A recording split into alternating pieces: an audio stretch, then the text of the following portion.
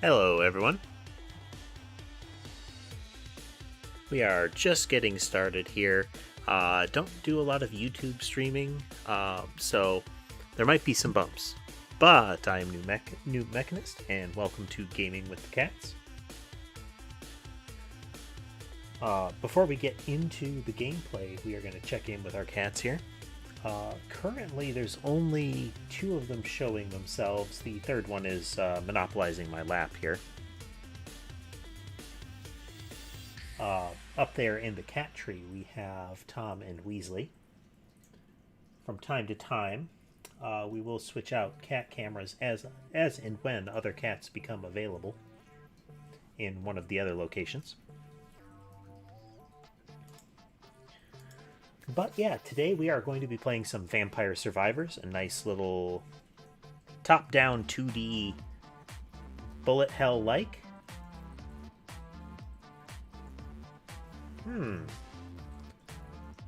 I wonder if I could pull that off.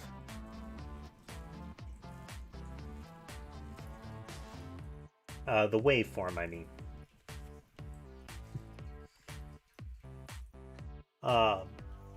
I mean, mechanically, it should be possible. Worst case, I could just have it be, flat. I could have it be the closed mouth, and then have it convert to a pseudo waveform when it talks. I'd have to take a look at it and see how it plays out.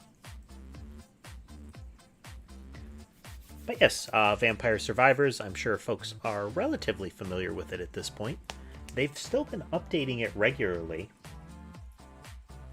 So, I mean, there's some goodness there.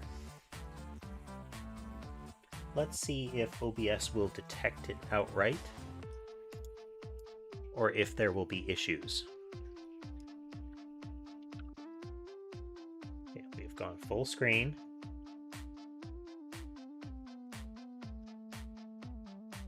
Haha! I mean, there's that little blur there in the upper right, because that's, So Vampire Survivors is consuming the whole graphical space, but because the screen ratio isn't quite widescreen, there is a dead zone in the graphics device that it's using.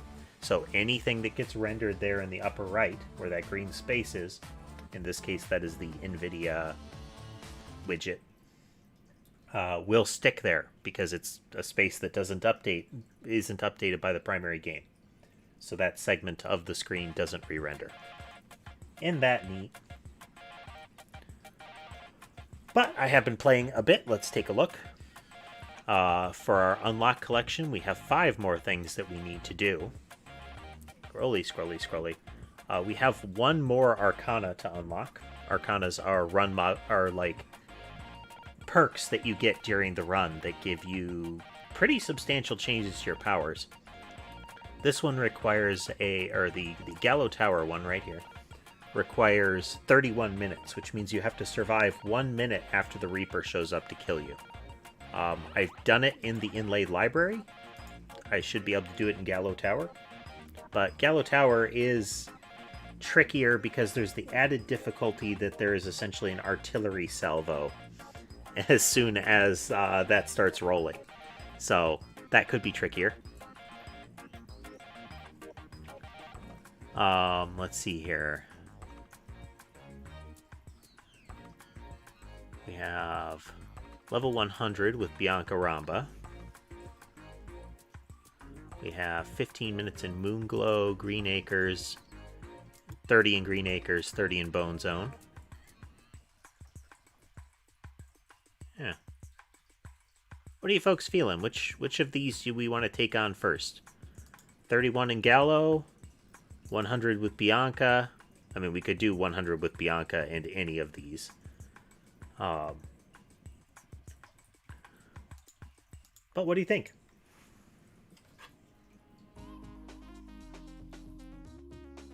We'll go through some of these challenges, and depending on how we're doing, we might switch over to doing viewer request runs where we go in and say, like, hey, this character with this weapon needs to be used, kind of thing.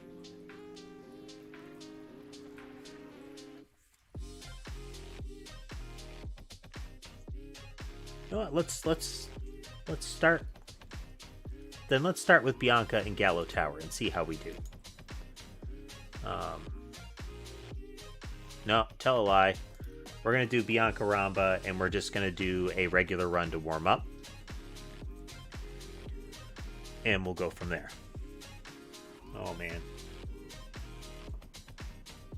Additional kitties.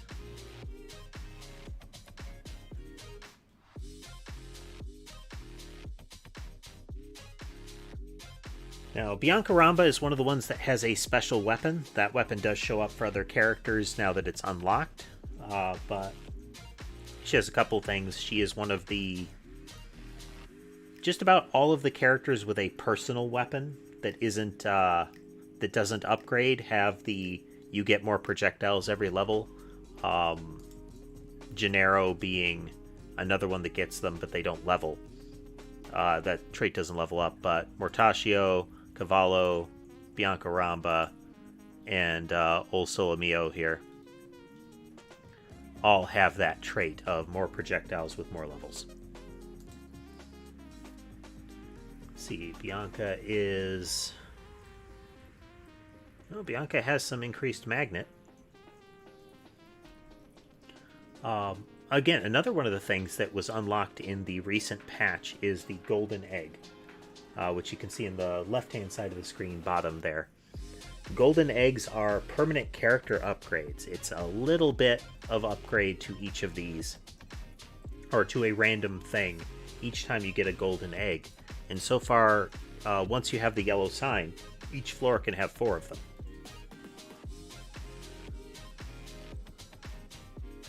So yeah.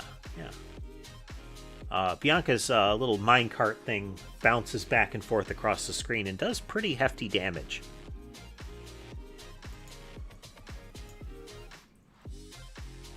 You know what? Inlaid library, pretty nice. Let me make sure before I go in that we have our music turned all the way off.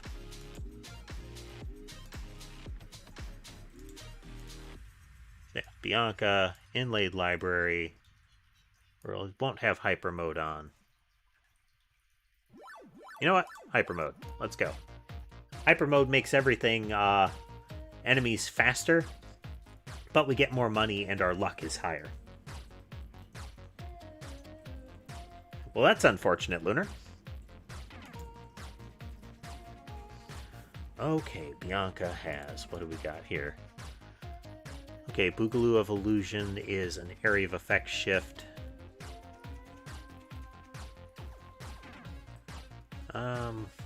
I really like this combination. The Waltz of Pearls makes it so that all of these items get bounces. And it's just fantastic.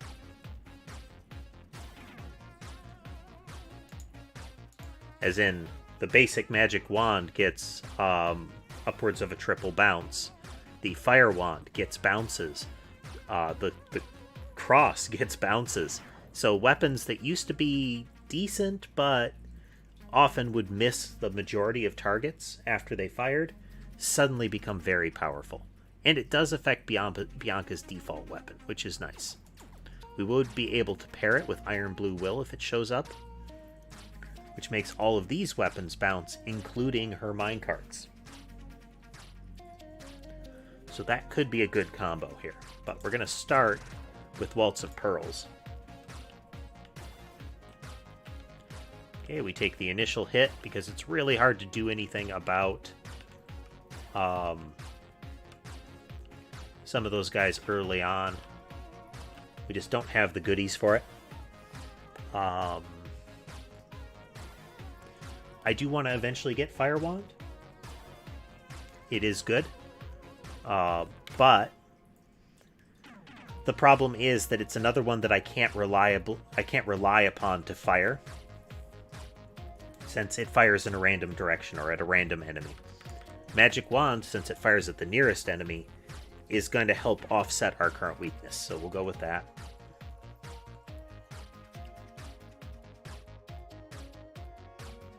I just want to get a couple of levels going before we... Garlic is very OP at the start. It does fall off towards the end. It doesn't completely fall off, which is nice. But it can be an irritant in that regard.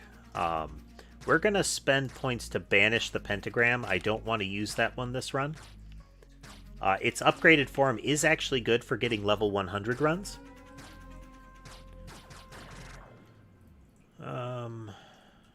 Okay, we're going to take the clover. I do want to get the boomerang as well. We're going to lean into the pearls card here. Yep. Healing effect is nice. One of the cards you can get makes it so that it radiates more damage every time it does heal you as well. Okay. We do Clock Landsat and Laurel. Then we greatly limit our offensive potential for a while. But it will stack up. We'd still be able to get 2 more weapons. Yeah.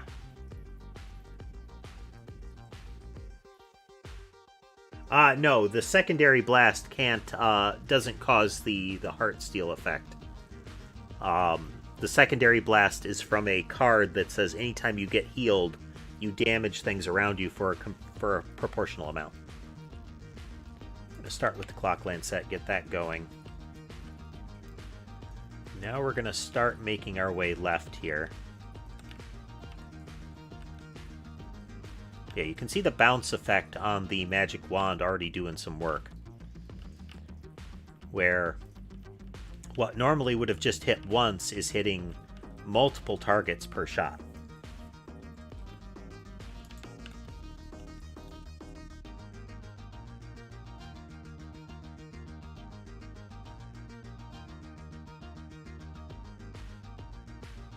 Minecarts scale pretty well.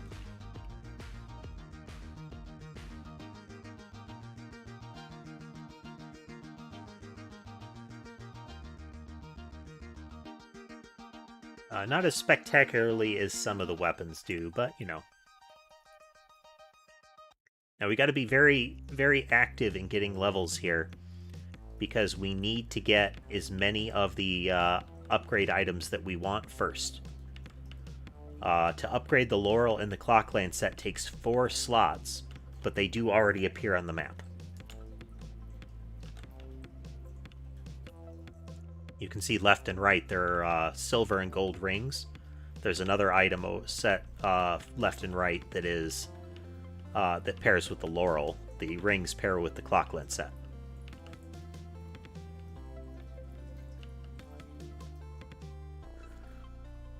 Oh, we won't be taking Skullomaniac, thank you. I mean, Song of Mana is nice, but...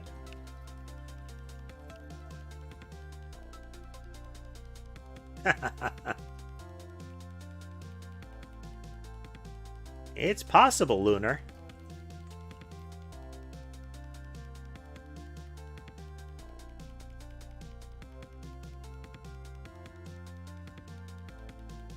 So you unlock Bianca by killing milk elementals, which are like these mud guys, but, you know, white in the dairy farm. And you have to kill like 1,000 of them or something like that. And the dairy farm features those little mine carts in some places, and they are pretty much instant death environment weapons that you can use on things.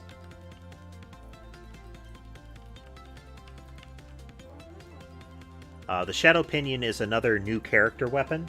I consider it terrible. I don't like it at all. Okay, we just need our boomerang now. Yes, they do. Minecarts would get bigger with the candelabrador.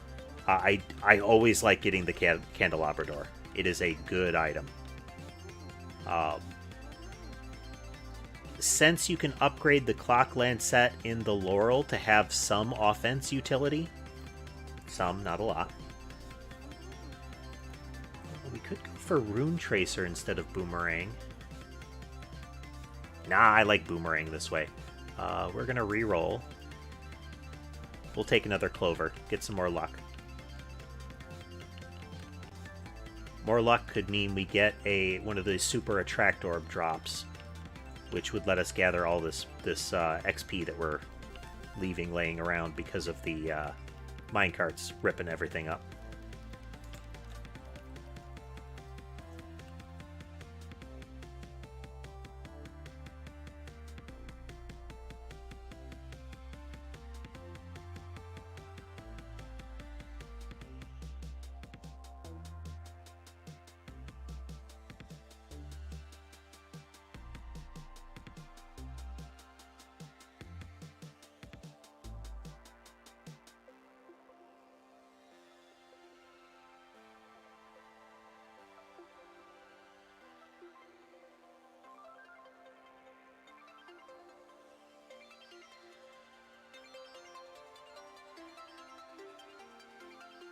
Yeah, look how big the minecarts have already gotten.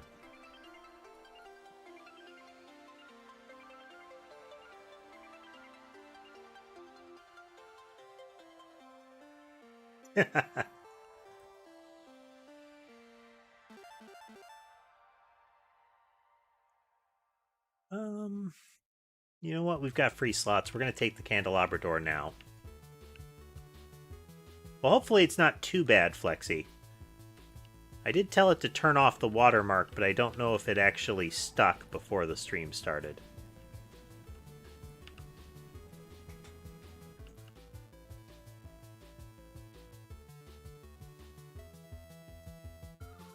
There's our cross. The crosses get exceptionally nice with the bouncing.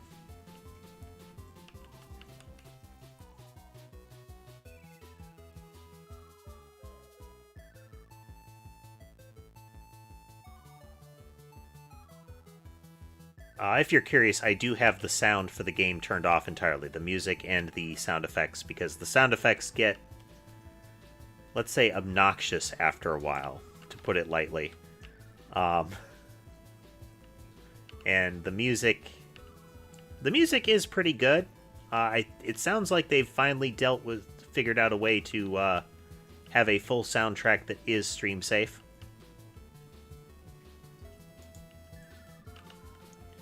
But I'm just going to cut out that possibility entirely. Because I know that my music tracks are stream safe.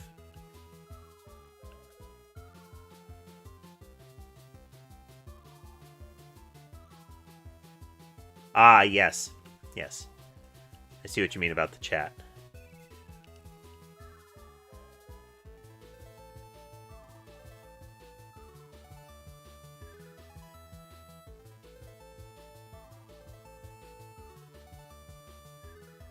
Again, part of the reason that we're leveling up as much as we can on our way left here is that there's going to be a pile of books that we are going to want to get, but I want to fill 4 more miscellaneous item slots before we do.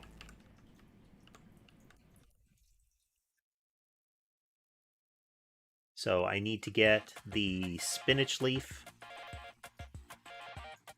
Yeah, I just need the spinach leaf.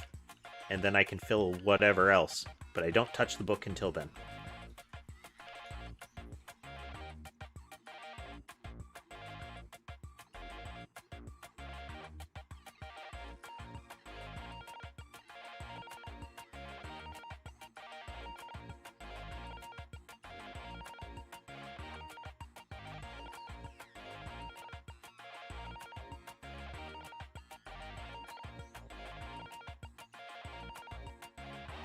Again, our goal with this is to get level 100 with Bianca.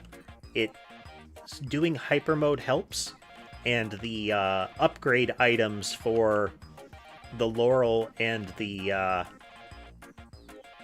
Clock Landsat help because they both have curse effects, as for the gold ring and one of the, it's like Magna something, little red X dealies that you get.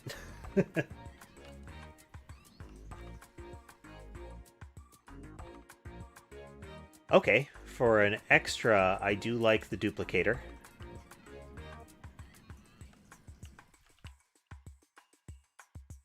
duplicator plus one of the characters with projectiles as they level.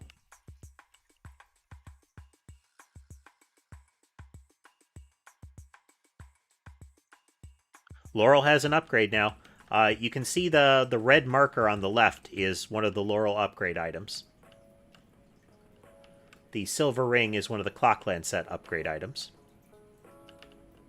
The other ones are on the other side of the map. Spinach leaf, excellent.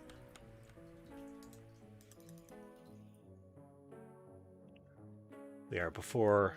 I could have waited 2 minutes to get for a weapon upgrade, but meh.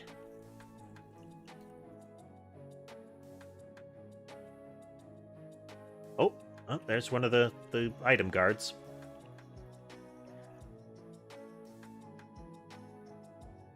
These guys hit really, really hard. You don't want to let them touch you. But you do want to kill them because it's worth it. They drop the golden eggs when you kill them. We are going to... We're going to... No. We'll use a reroll.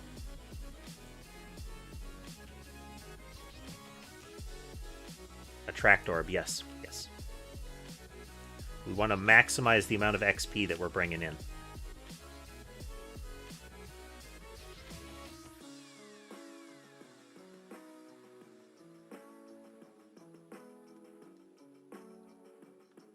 Oh, yeah, it did. I can't remember exactly when, but it does look nicer.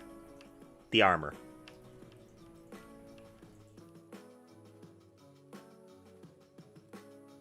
Take another clover. Clover is good.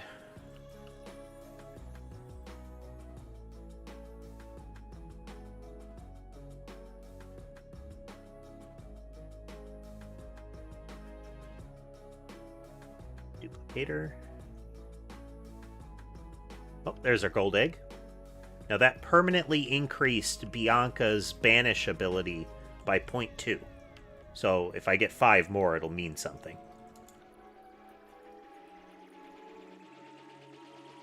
So this is a infinite grind mechanic that they've added, and I love it when games do that.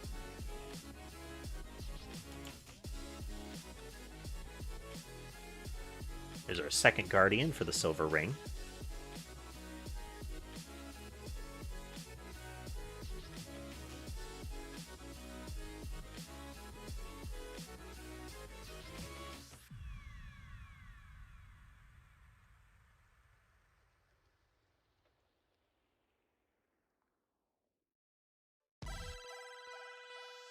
I just need one more miscellaneous item.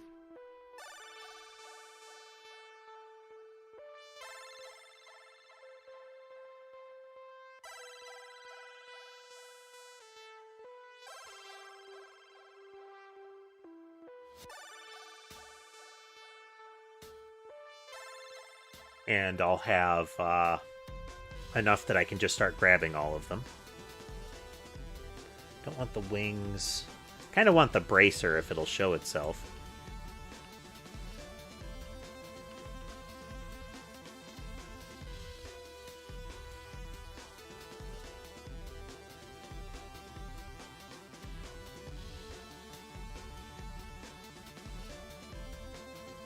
Hyper mode is good for farming, but since everything moves faster, you're paying in risk surface. But if you want to farm for like gold and whatnot, you want to do that.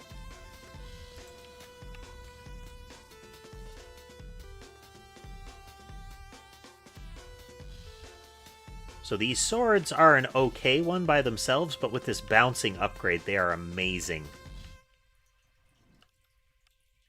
Okay, plus 0.01 speed. Since speed has an immediate effect, all upgrades have an impact from it. Need more XP.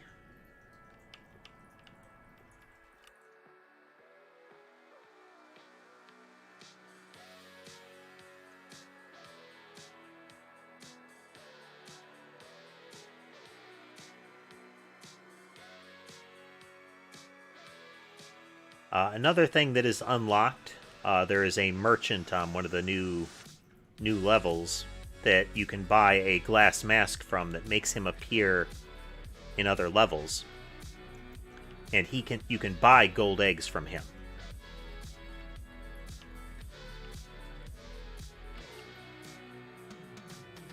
Now let's max out our attract orb.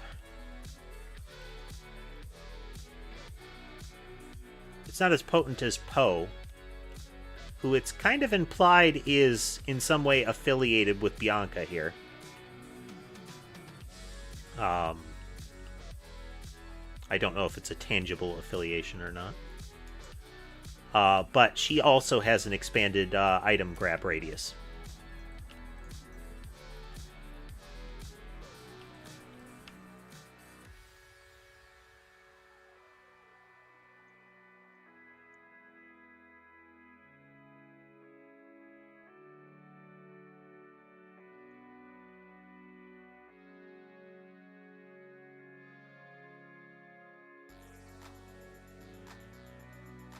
Swords just whipping everywhere. Grab this. With candelabrador, those swords get big.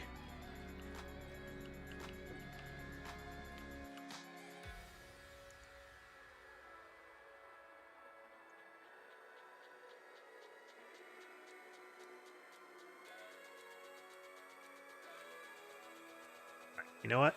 We're gonna take our items and start running. Don't want to spend too much more time here. So we take the ring, some upgrades. We got our next Arcana, the 12-minute mark. Okay, what do we got? Okay. Oh, we've got good choices. Jail of Crystal is nice if you want to deal with the Reaper, because it can make your magic wand and your rune tracer freeze enemies that they hit. But if I just want to kill things, Heart of Fire with the Flame Wand is hard to beat. It also works for the red pistol, not the upgraded red pistol. The upgrade of the musician's weapon, the Shadow Pinion. This is the Valkyrie Turner. And if you blow up a light source. But now, anything that my fireballs hit explodes. They explode on impact now. As well as the fact that the other card makes them bounce, so I get multiple explosions.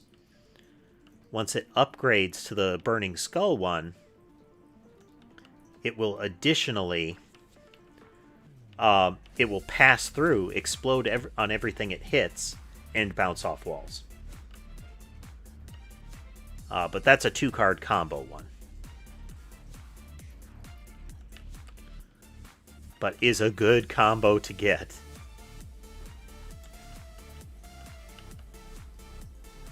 So these, okay, Metaglio. If you get both of them lined up in a row, it looks like a dot ending in a slash kind of line with an X through the middle. So the two from the left side are good items. They buff you and protect you. Very much as directed by Lunar. Okay, now we have the upgraded magic wand. And since it's bouncy, it doesn't have one of the failings that it normally has, in that it can machine gun through crowds.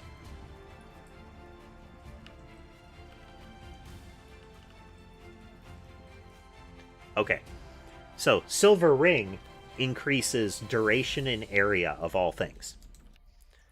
And since I've got the candelabrador and that now, these things are going to be getting big. Because the Silver Ring has a lot of levels.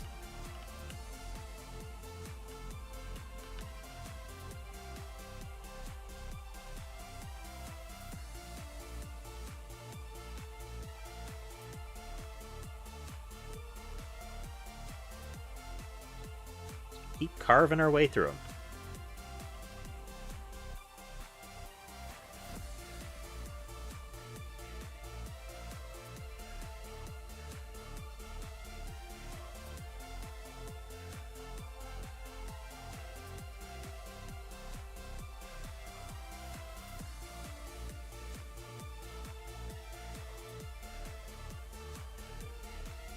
So the Metaglio left gives you health regen and max health. So it's kind of a combination between the heart item, the Pumarol, and the hollow heart.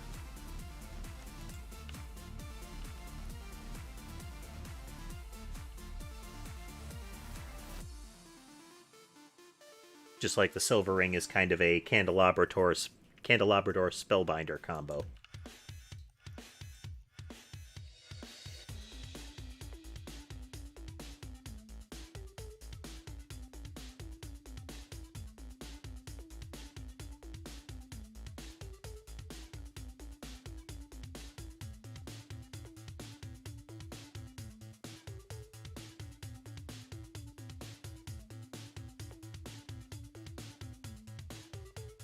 Yeah, that should max out the clock Landsat. Just like upgrading the birds or the guns, you need to max out all of the upgrade items as well to upgrade the Landsat or the Laurel.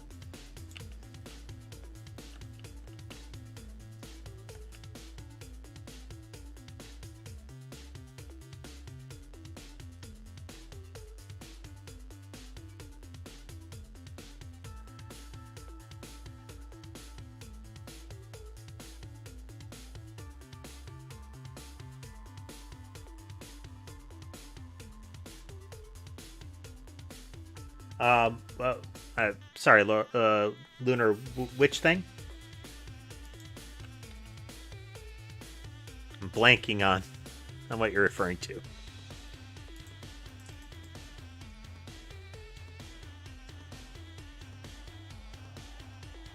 Oh, okay, I see.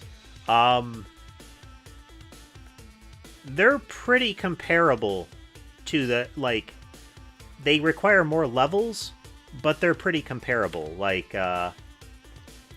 so each level of the candelabrador is 10%. Each level of the silver ring is 5%. So it's 50% from the candelabrador, but maxed out, it's 45% from the silver ring.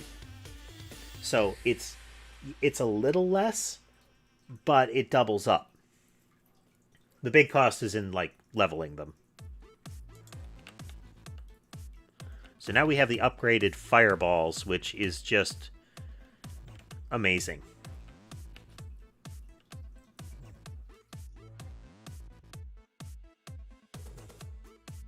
They bounce, they explode, they kill everything. Yes. That's correct. They're a little less, and they stack.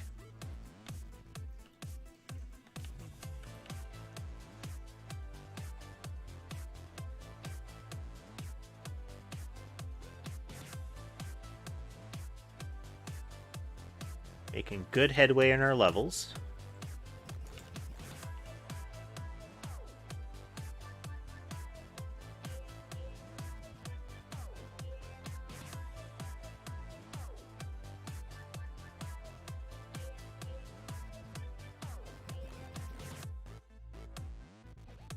Starting to get some green gems, that's good.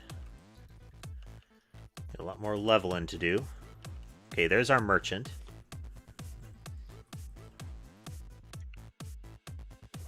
So, if you look, you can, if you have weapon space remaining, you can buy any of the character's specific weapons. So the minecart, the cherry bomb, the bone, and the celestial dusting.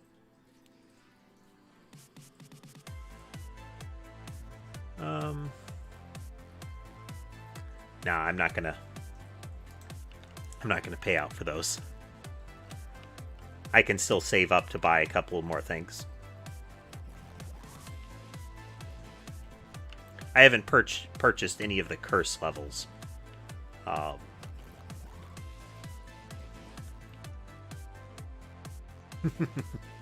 Once I've got all of the base upgrades, I would definitely be spending gold on those.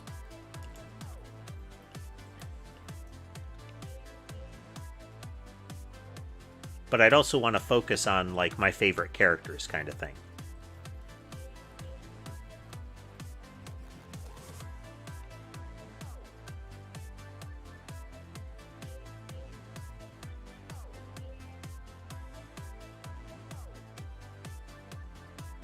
Okay, it's Laurel maxed out.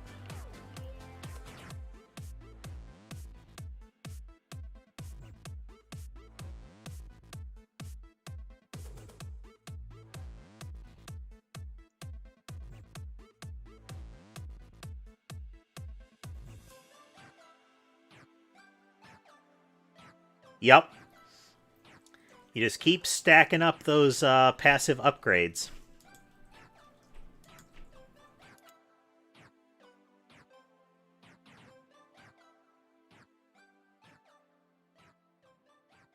Look at the size of that minecart. There is no escaping giant minecart.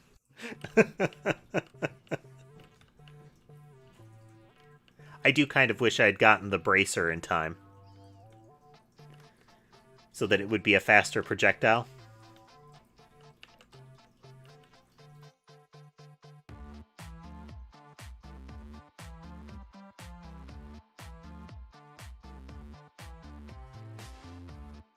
Since they have extra bounces, and they hit everything they touch, having them whipping around constantly gets better and better.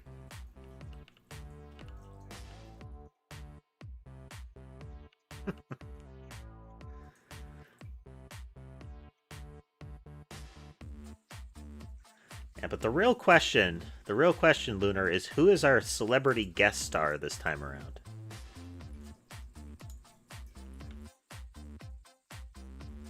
Will it be Don Knotts again?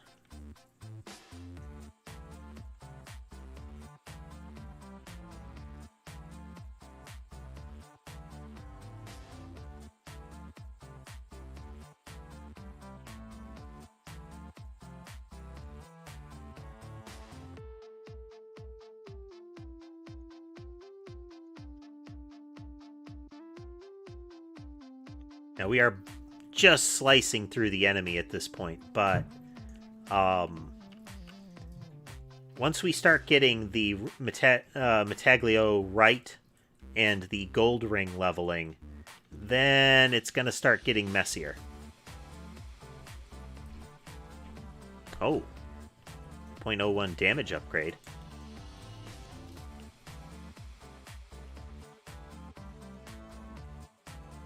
Because the Metaglio right and the gold ring are essentially stacking versions of the Skullomaniac. Which is to say they're an item version of the Curse upgrade. More monsters, stronger monsters, faster monsters.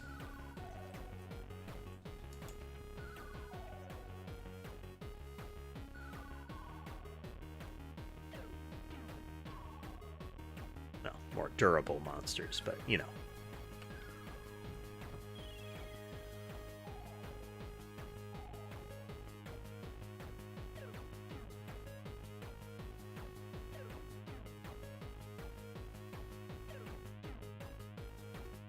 Definitely got a good amount of offense. Ooh, reroll upgrade. So, enemy speed, health, quantity, and frequency of spawning.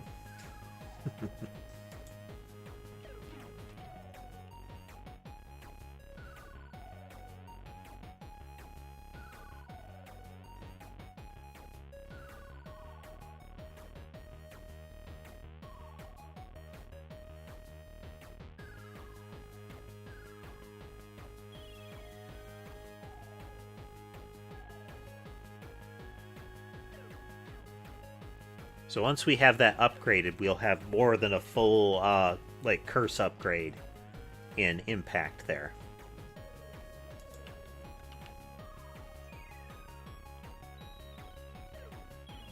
But the result of those two items is pretty potent. Or the upgrade of the Landsat and the Laurel are both pretty good, so they're worth the investment, I think.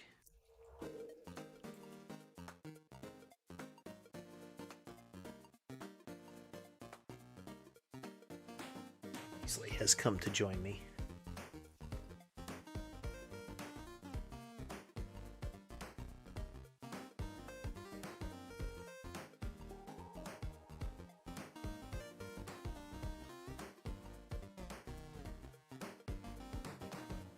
Oh, yeah. Feeling pretty confident about getting that level upgrade there. Okay, here's our last Arcana. What do we get? So this is the Sarabande of Healing. So you heal for twice as much. So all these items are healing items. And when you heal, all enemies take that much damage. All nearby enemies take that much damage. So the blood whip, the can't remember what that one is actually called. Even the passive regen of the red heart, all of them suddenly become a steady damage source. This will technically improve our sword, but that's a minor improvement.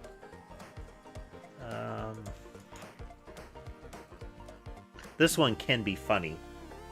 Let's get it. So what this will do is make it so that our projectiles, over the course of each 10 seconds, their speed varies from minus 50% to 200%. So on average, we have a speed increase. But there will be times when they're slower and times when they're fantastically faster.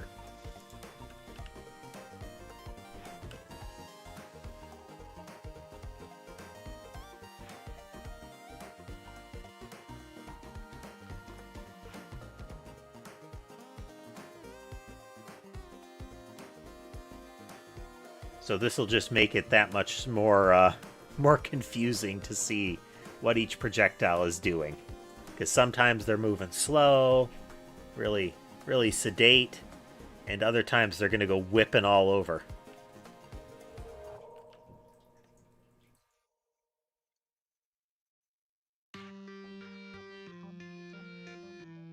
Yep, that's why I like the Pearls card as my first pick, because Magic Wands, Boomerangs, and Fire Wand are all, like, solid choices. The Blades one that does axes, daggers, and I thought there was one other thing it did, is okay, but I don't find it as reliable.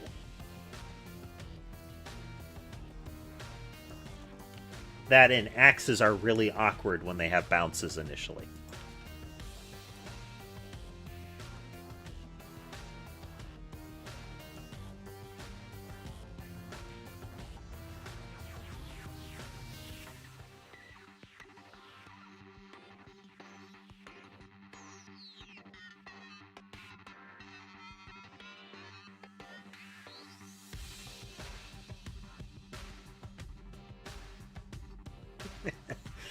They don't really stand much of a chance at this point.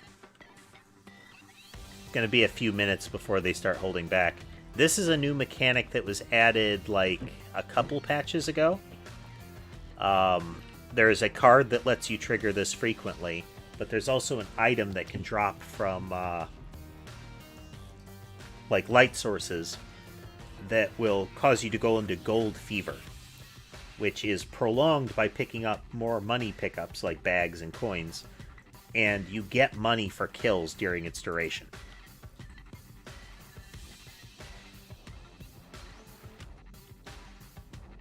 Generally, the best I've managed to get it to go up to is like 1,000, which isn't as much as it could be by any stretch, but is still pretty solid as far as value for a random drop like that.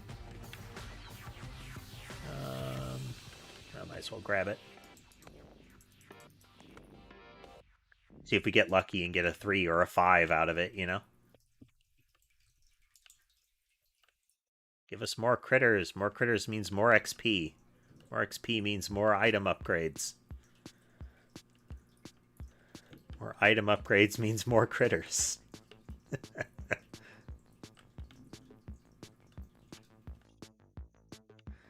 Is the item upgrade loop of death.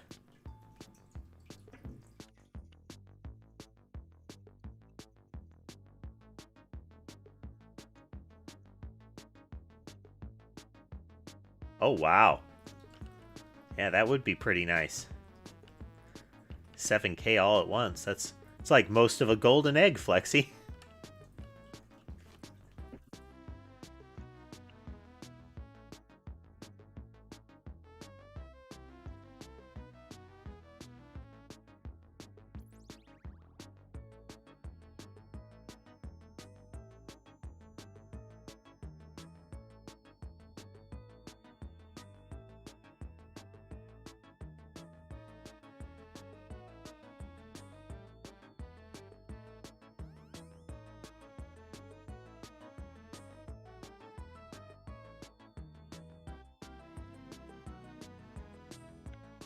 Alright, the Laurel can upgrade on the next box.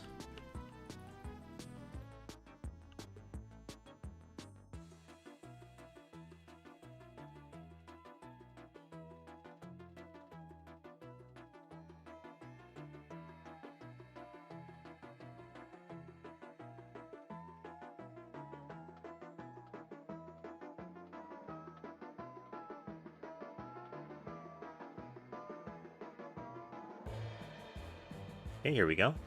This is the Laurel's upgrade, the Crimson Shroud. So, I can't take more than 10 damage at once.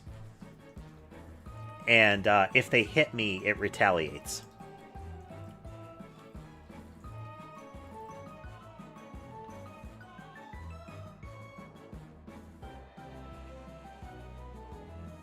Okay, now the clock Landsat will update for the next treasure box.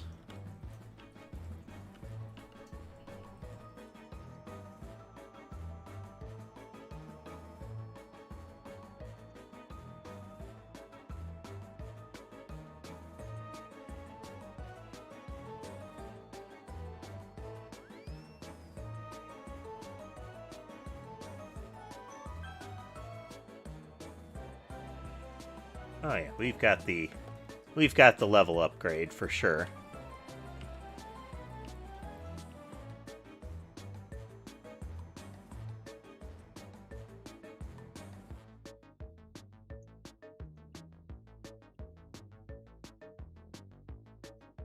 When it goes full speed, you can hardly see the bolts from the magic wand, but they are going everywhere.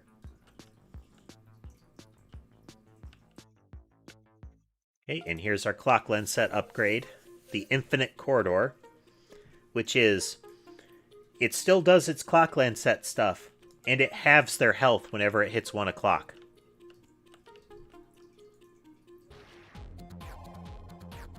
And boop.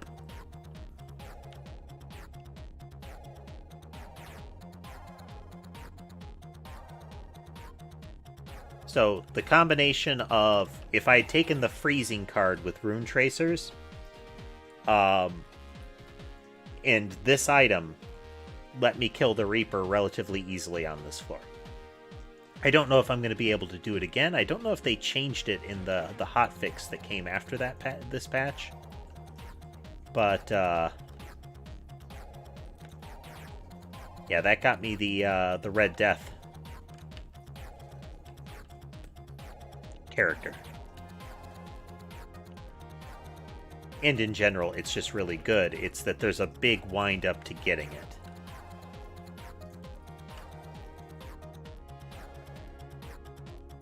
Nice, triple. Alright, we've got our upgrade. Live or die.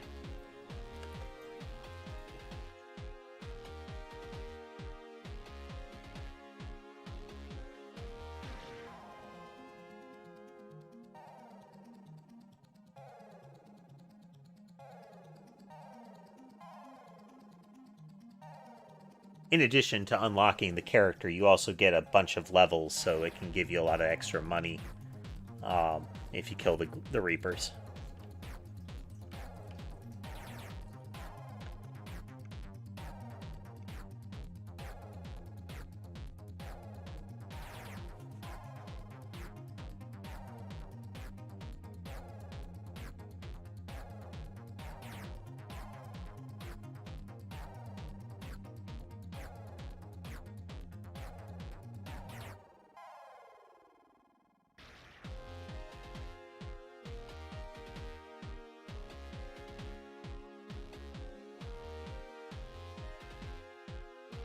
You can hardly see when some of the big boss one or the mid boss ones show up.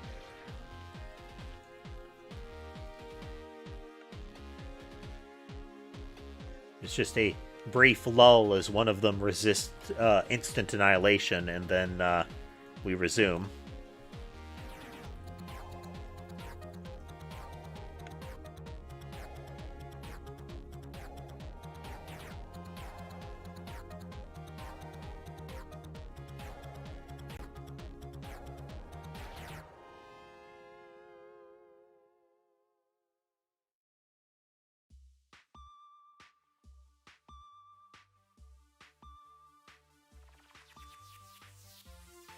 Exactly, Lunar. It's not a matter of their difficulty to die, it's the extra second or so it takes to kill them.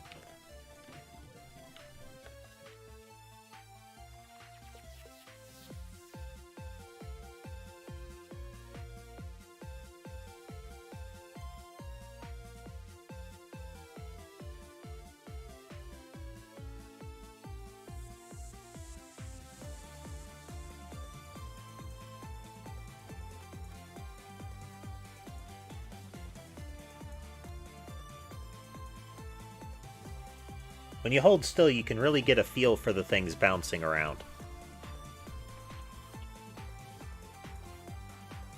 So now we're entering a slow patch in the projectiles. And building speed. And there they go.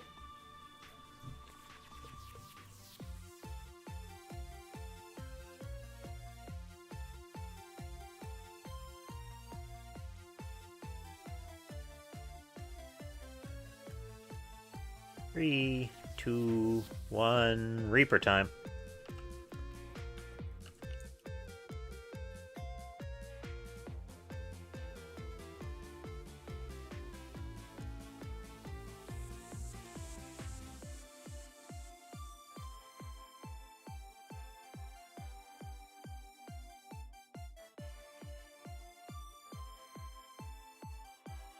Gonna get another Reaper pretty soon here.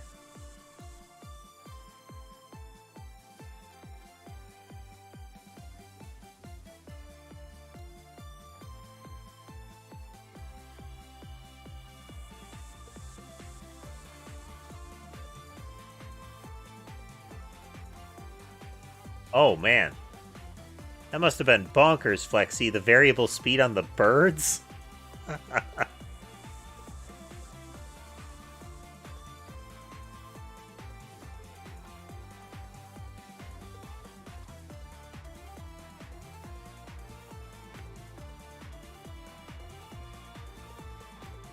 There we go. Got him. You get a whole bunch of gold egg equivalents there. Then the screen starts zooming in. There's like explosions.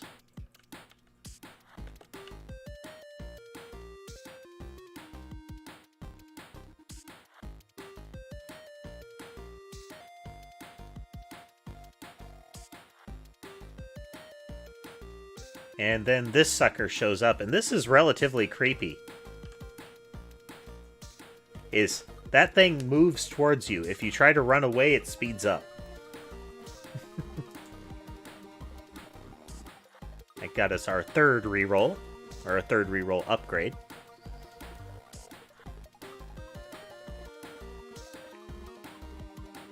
Yep. We lived 31 minutes and 3 seconds.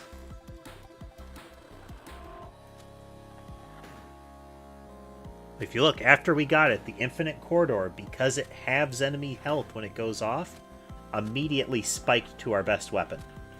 The Crimson Shroud, because when the Reapers were hitting us, it was retaliating. Unless we got hit, it wouldn't retaliate, so it didn't do a lot. But you could see the Holy Wand, the sword, and the wagon, the fire wheel. All of those dishing out damage.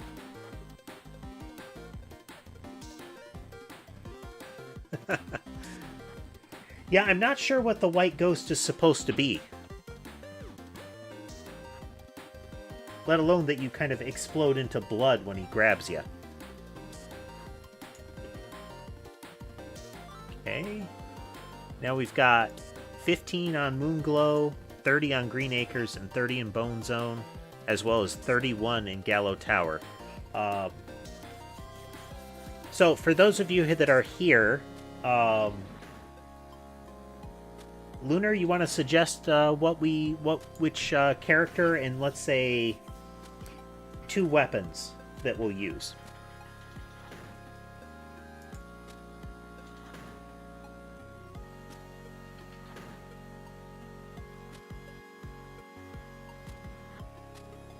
Banish, a reroll, suit of armor, and then we'll need to save up, and we'll get the revival, and we'll continue to ignore the curse.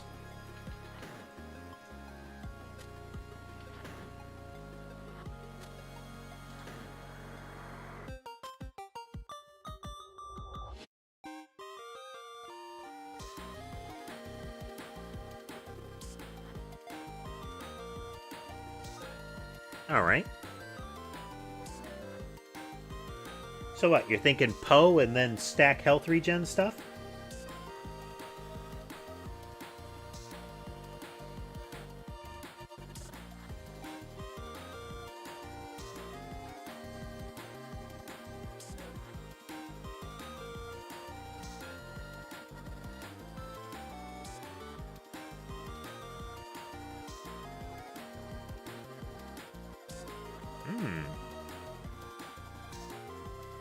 Oh, yeah. Yeah. I could see that.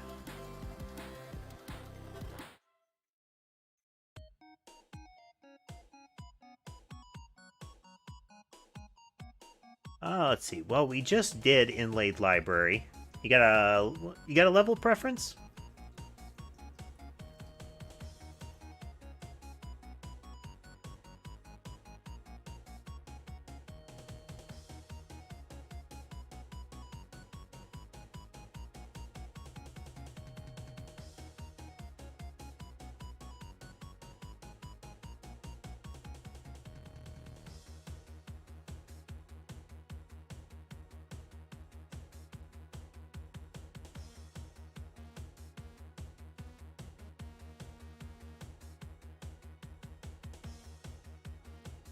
Let's see, we can get more health out of Mad Forest.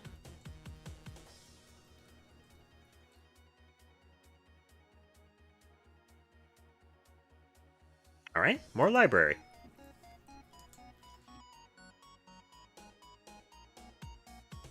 Okay, so if we're going heavy health regen, this won't do a lot of good. So what we'll do is we'll start with, where is it? That one.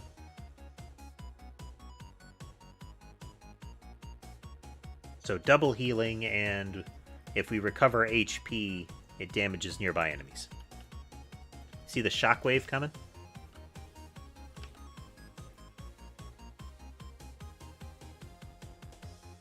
Okay, we gotta take the whip.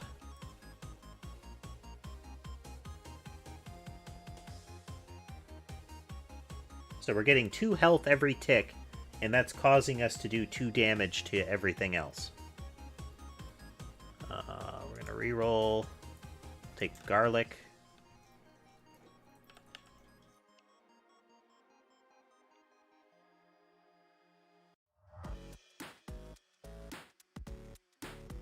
Reroll again, take the hollow heart.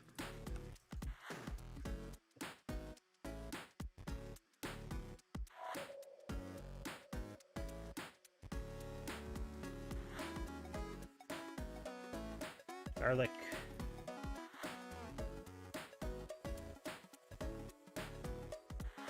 So you can see the shockwave is much more subdued now.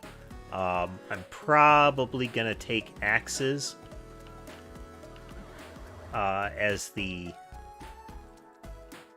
next weapon, though. If we really want to max out healing, I could buy the flowers. Yeah. And from a practical perspective, I don't need to do Clock Landsat.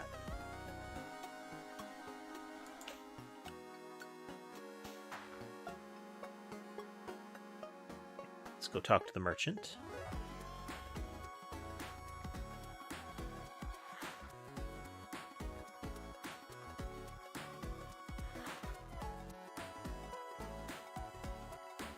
Oh no, we don't need to. Okay, celestial dusting. Whips upgrade to health, yep. These little flowers fire petals at things and can heal.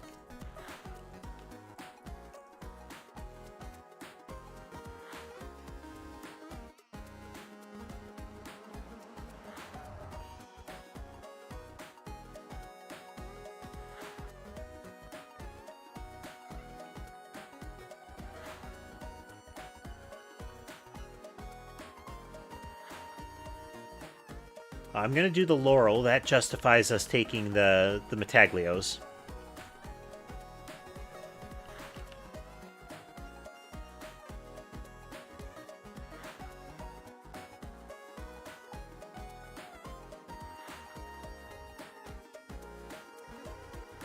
Was? Ah.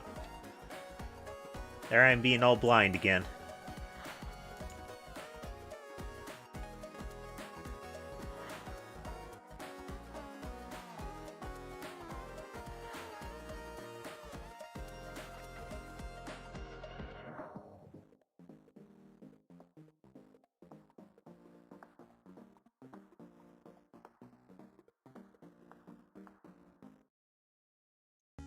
Nope. Reroll. Alright, we can we're gonna take the we'll take the Pumarola first.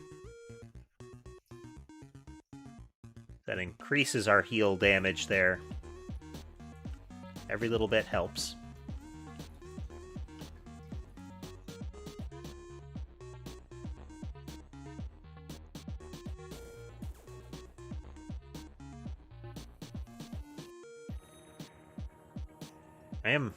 I am liking the composite heal damage there.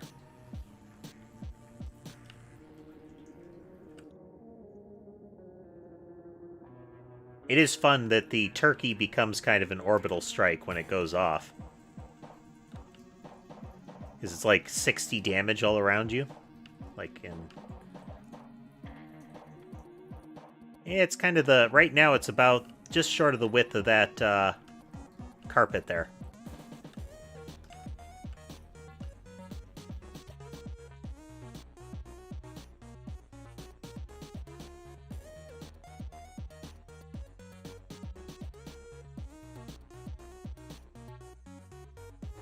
Making good ground.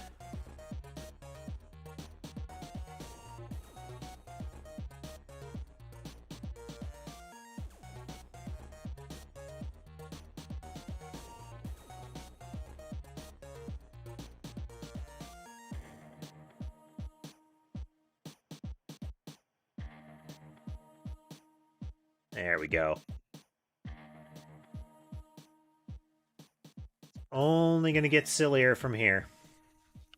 You need our attract orb now.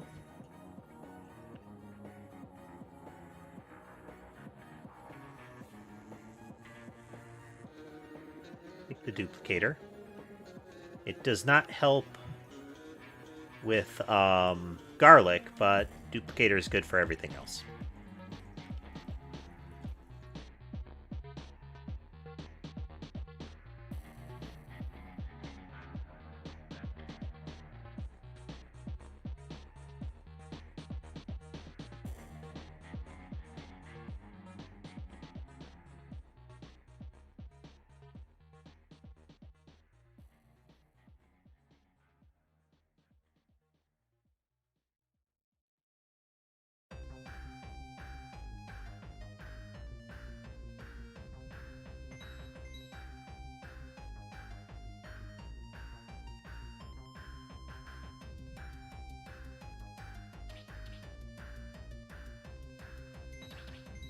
Garlic is just cutting them up.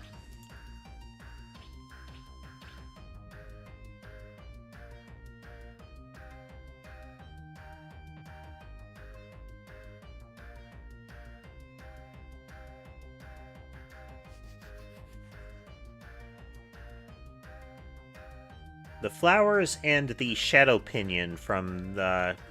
It's like Concertino or something like that. Both of those are movement-related weapons. The flowers fire faster if you keep moving. And the shadow pinion drifts behind you as you move. But if you change directions, including a stop, they fire in the direction that you change directions into. So, like, if you're running along and suddenly you sharp turn right, they all fire to the right from where they were trailing behind you.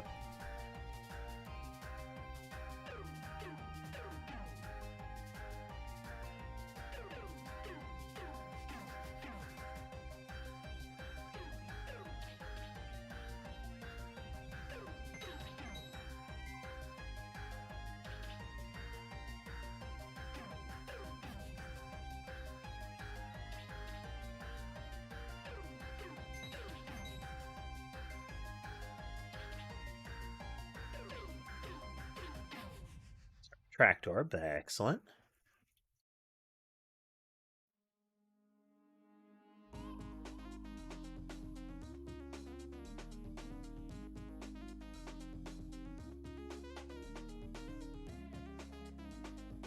Okay, we got axe, garlic, holy water, extra there. Let's take the spinach just to up our damage.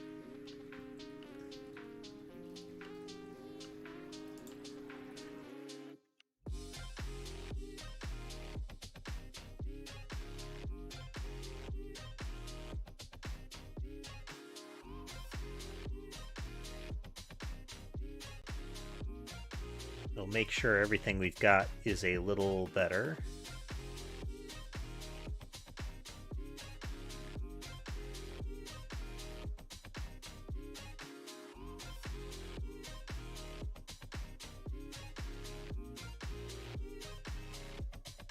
The rings imply, like, when you, the flavor text on them says that you should, it's like 1/2 of the phrase for each one, like every other word, and it's where with the clock Landsat.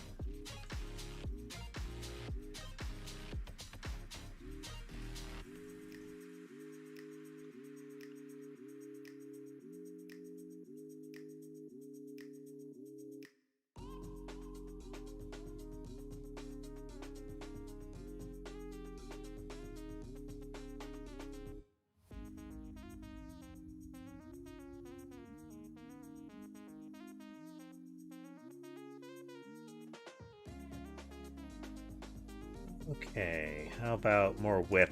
Whip does a lot of damage yet.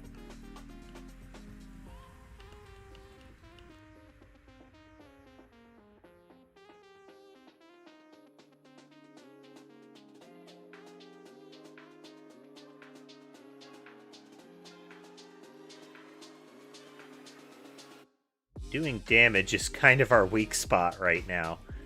We have a lot of passive damage, but not a lot of spike damage. And that may become telling later.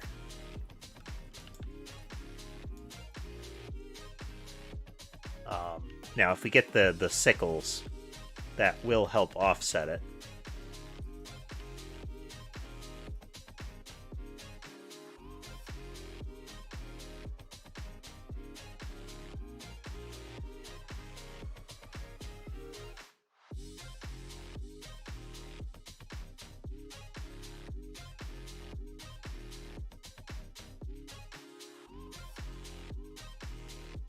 I'm feeling good about this being only 8 minutes in, though.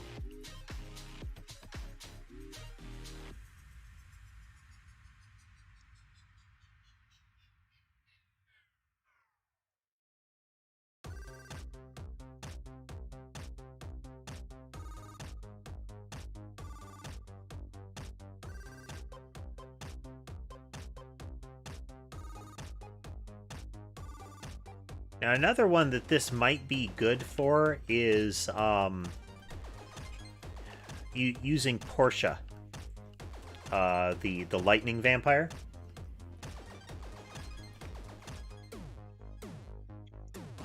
Because she has a big intrinsic AoE bonus.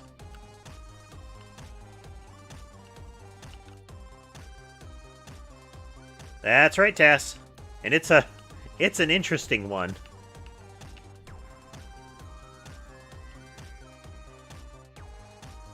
Hey, garlic.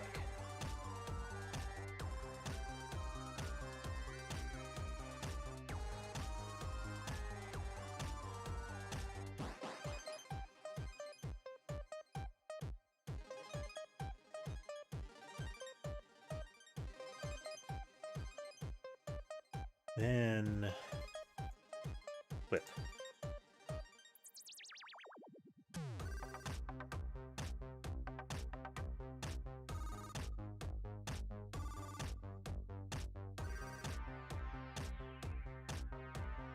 We're relying on a couple of things. We're gonna have massively stacked health regen for steady poke.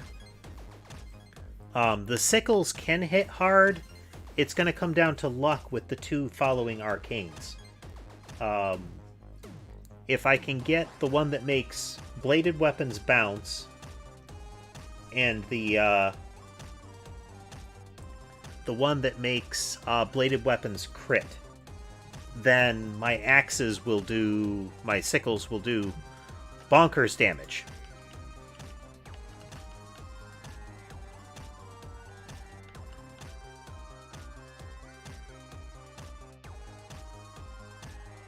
That is true, but the Laurel is going to give me a little extra offense when they grab a hold of me. At least I'm hoping that that's going to be how it plays out.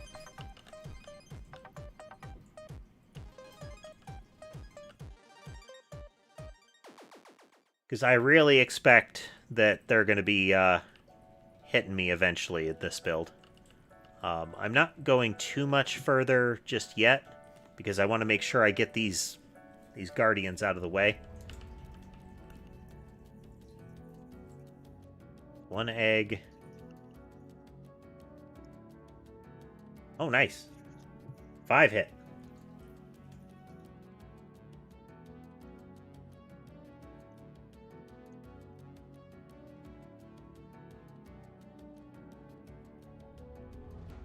Okay, we got our holy water upgraded, and we got a good spread of other upgrades.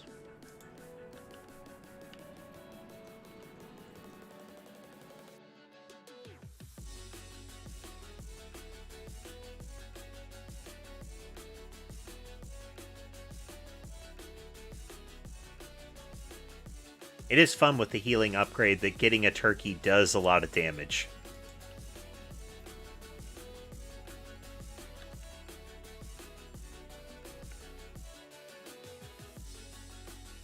Right. Second golden egg.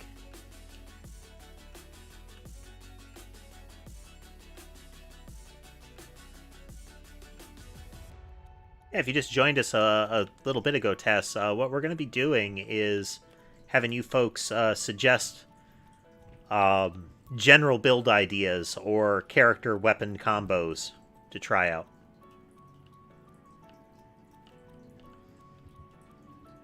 This is Lunar's suggestion.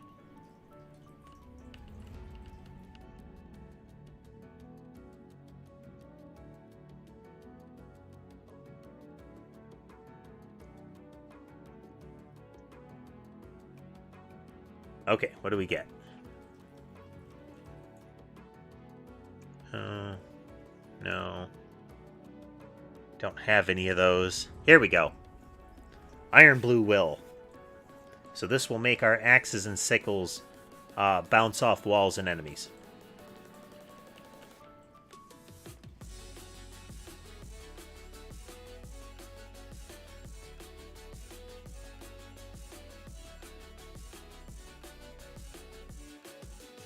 Okay, here's our Heart Stealer, so now we're going to be doing even more passive health damage.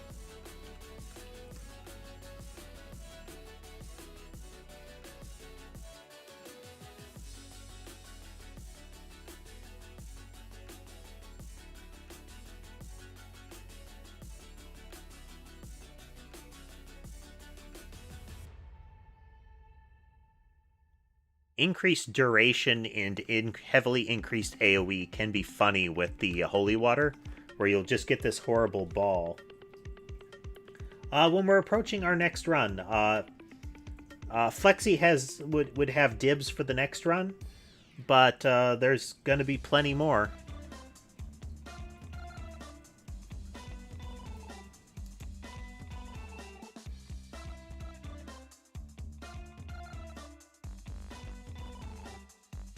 At the first break, what I may do is set up a Stream Elements queue so that you guys can have an actual order.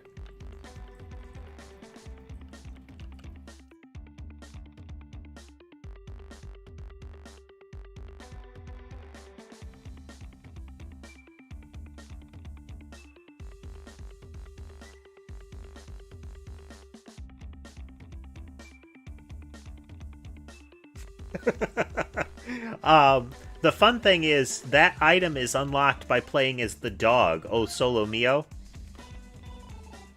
So it really does look like he's farting out potpourri.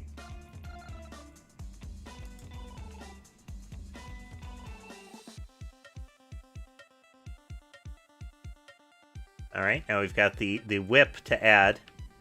You can see some enemies are disintegrating before the whip hits them.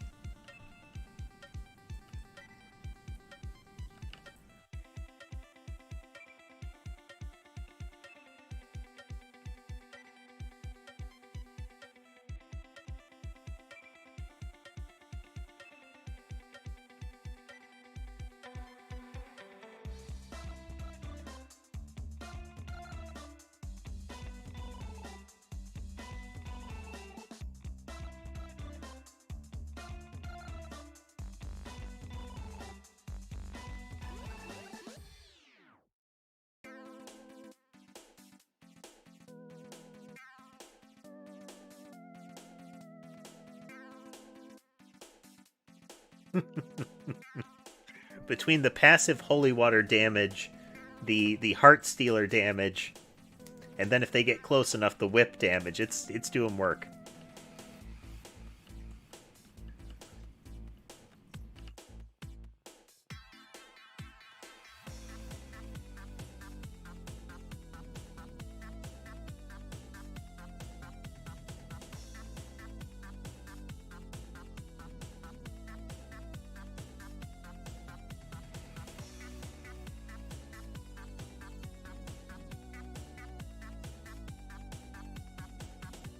Another fun item to get if you go for the Crimson Shroud is to get body armor, so that you have flat damage reduction on top of the fact that you can't take more than 10 damage.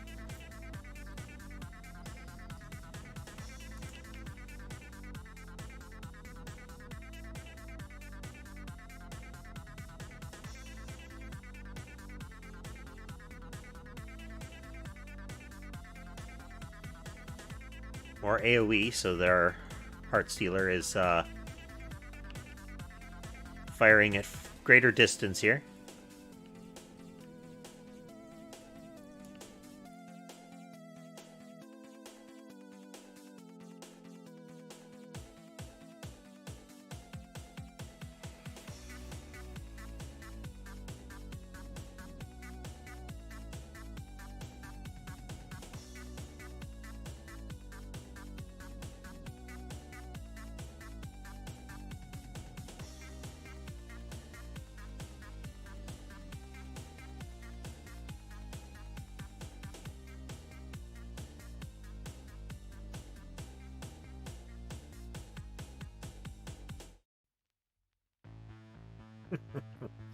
It's going to be one of those builds where I'm going to be able to stand still after a point.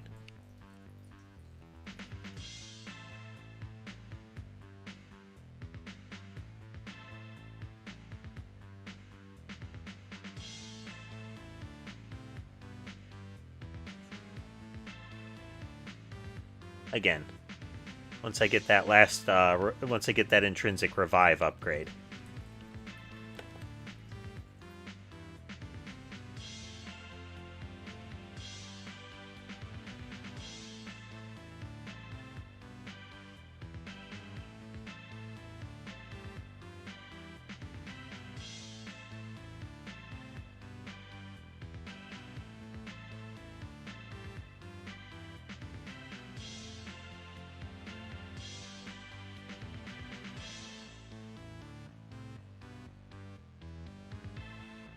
There we go. Here come our sickles.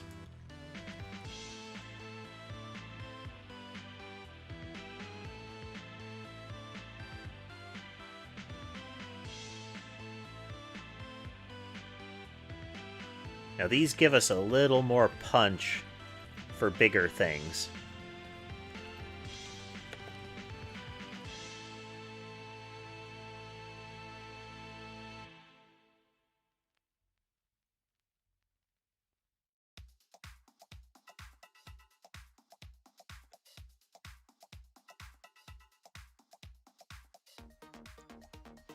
It is fun that you can effectively chase them and create this sort of death corridor.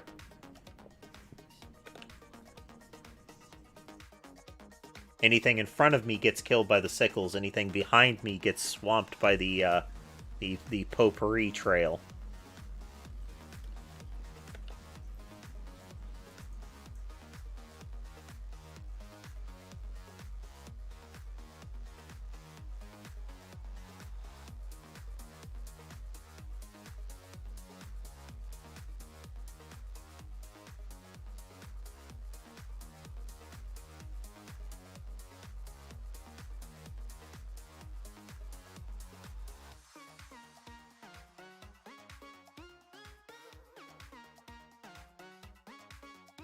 Ooh.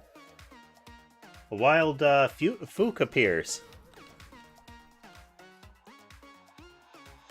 Okay, we're gonna see if we can spot one here.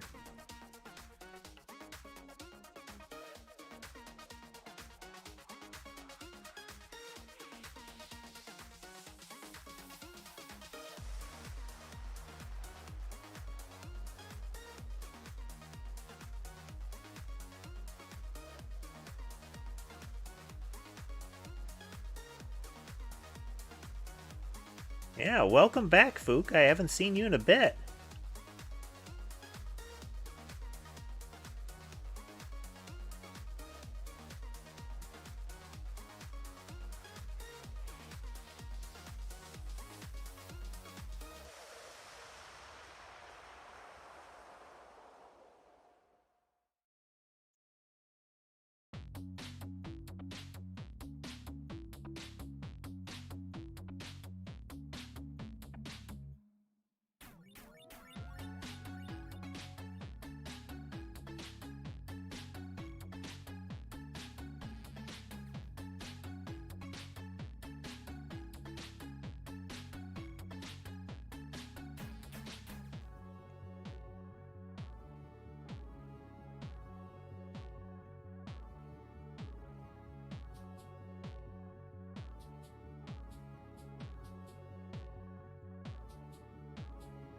I think the whip and the sickles are giving us currently enough punch. I have concerns about the later points, but, you know, for now, it's doing its job.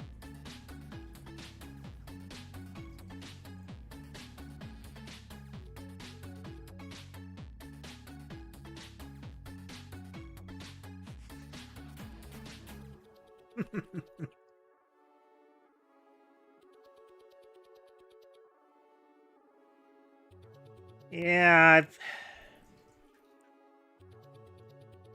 you have to wonder about some of Twitch's decisions lately.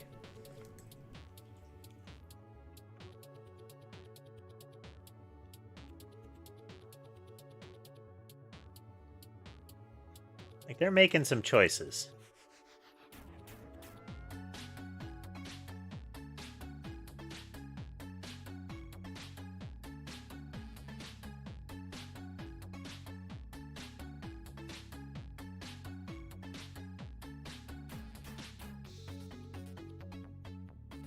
Well, if you have time available, Fook, one of the things that we're doing at the end of streams now, well, on the, one of the things we're doing after the streams on the Discord is voting on what game we'll play on the next stream day. So I'll put I will put a post in the suggestions forum for folks to pile in on.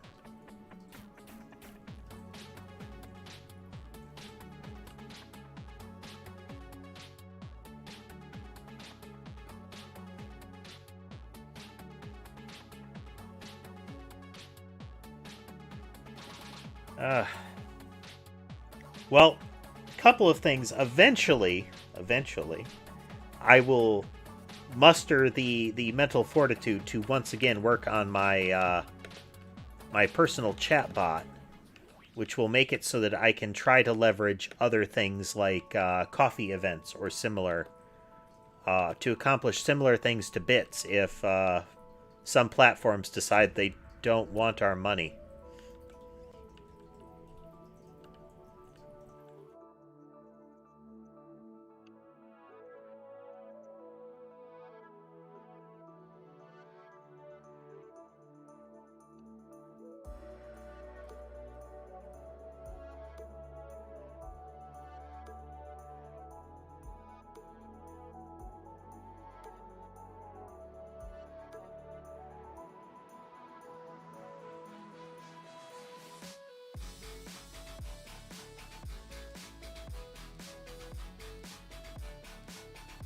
Oh, is that...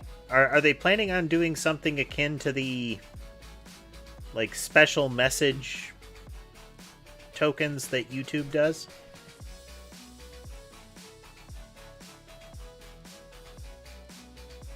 Kind of like a highlight my message, but for money?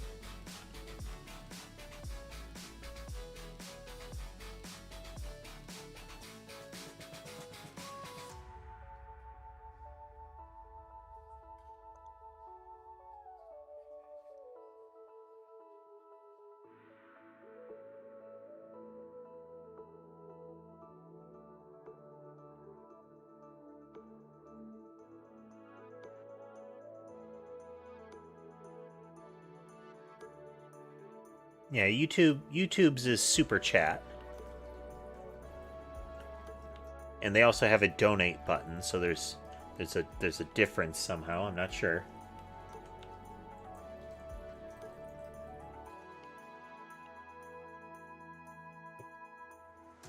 I mean, if they cut out the middleman of bits and it was just like a donate, then I think that's fine ultimately. It'll depend on what the ratio is, you know?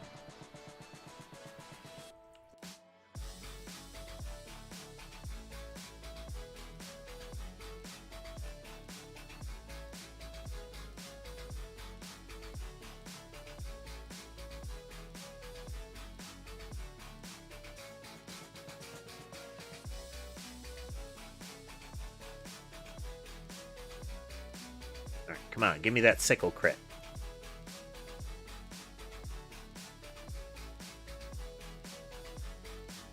No.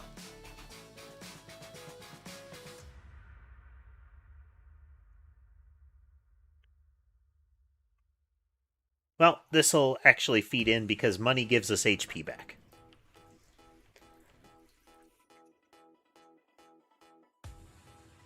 Yeah. Yeah, it's if they change the ratio to be more of like the 50-50 of subs and whatnot, like, eh. But this is why, Flexi, I set up a Patreon and a coffee and whatnot, so that I'm not 100% reliant on Twitch playing nice.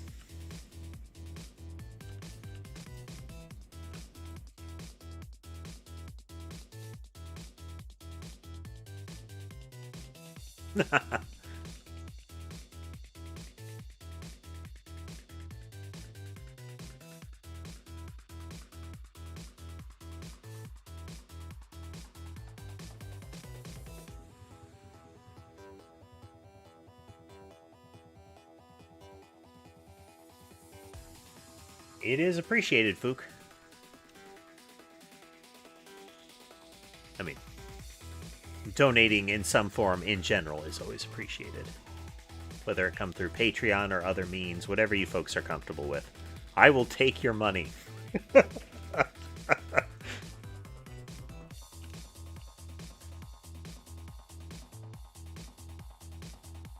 don't know, were you already introduced to our new cat, Fook?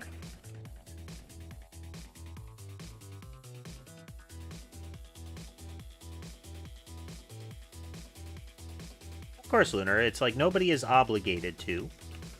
I appreciate it if people are capable of. Otherwise, it is, nice to have constant company in the streams. Yes, Sammy. I couldn't recall if you had already seen her. Because she is snoozing on the middle tier there.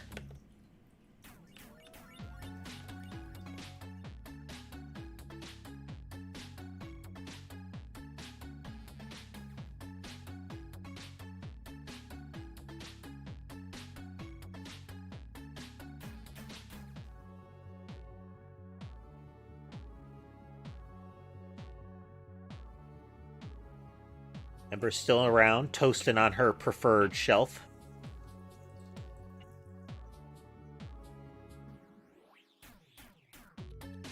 I like the first one, with a Y. I haven't checked what's on her paperwork, but I am of the mind that if it sounds like a Y, you should use a damn Y.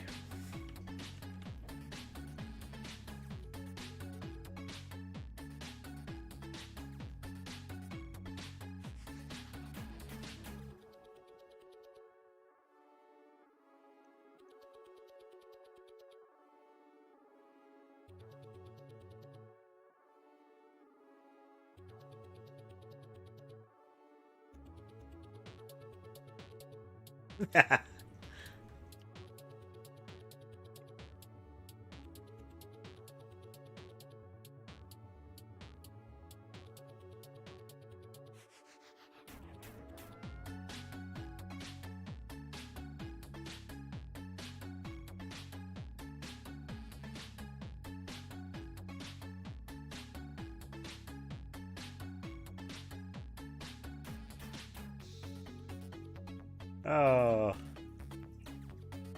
Yeah, look at my health coming back now. Which makes me kill creatures faster, which gives me more money, which makes them die. Yeah, look, see the white shockwave coming out from me constantly? That happens every time I heal. Which damages everything for the amount I heal for. Gaze into the seizure wave.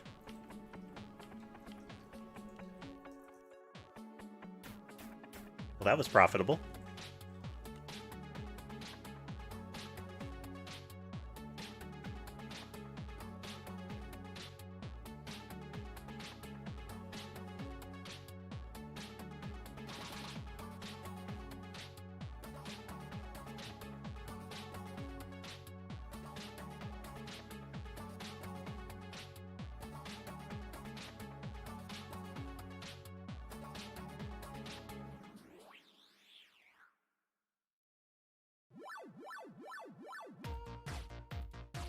It still relies on me periodically getting a money drop item in order to persist. But this build does work pretty well. Well, the combination of the heal amp, the gold item, and the gold booster are pretty good for it.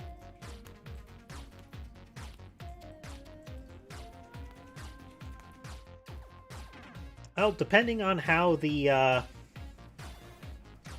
how some of the stuff goes in the near future, we may be continuing to adjust, like, how much and when I'm streaming. So there might be opportunities for having some streams at times that I don't normally.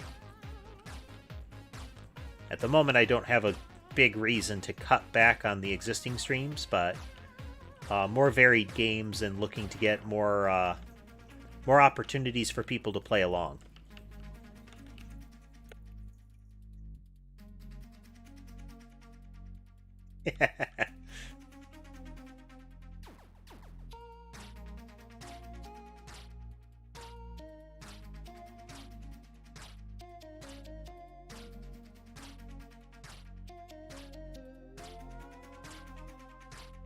Okay, things are starting to live long enough that I'm getting the damage wave proc more often.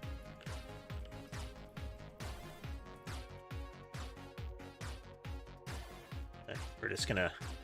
Let's see how long we can sit still here.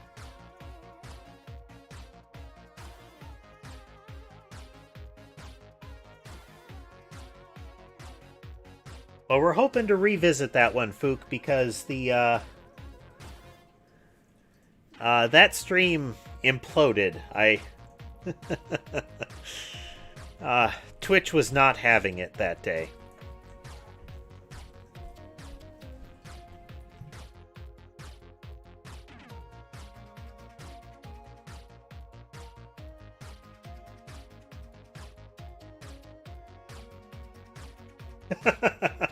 Nice, Flexi.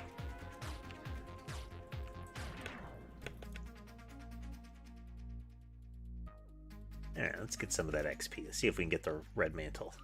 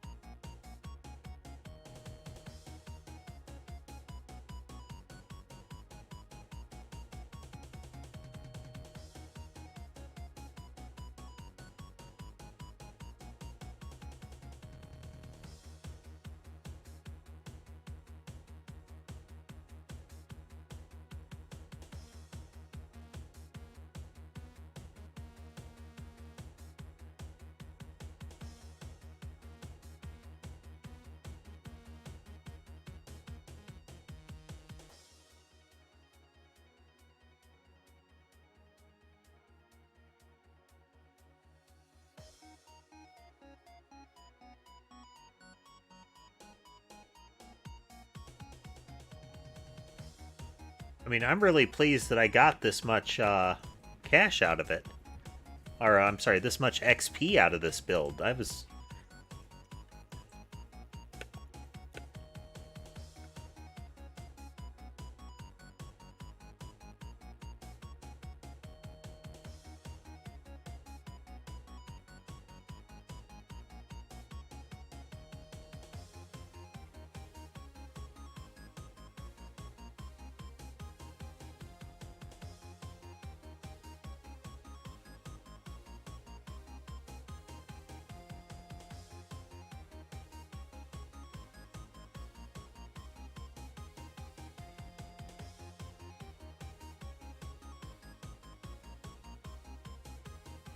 We are...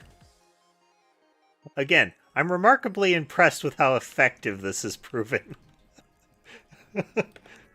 I really didn't think it would work this well.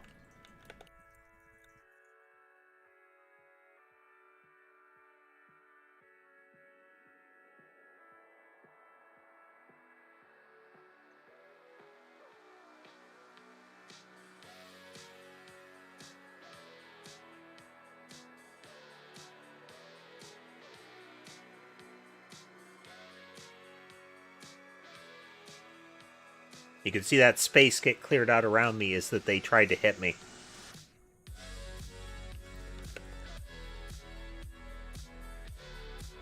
Does a lot of damage and knockback.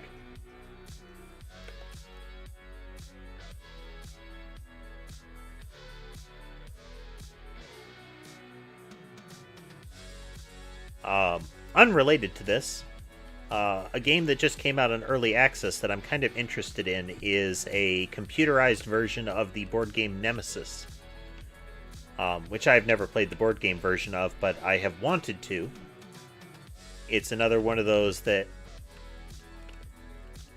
I'm out healing him.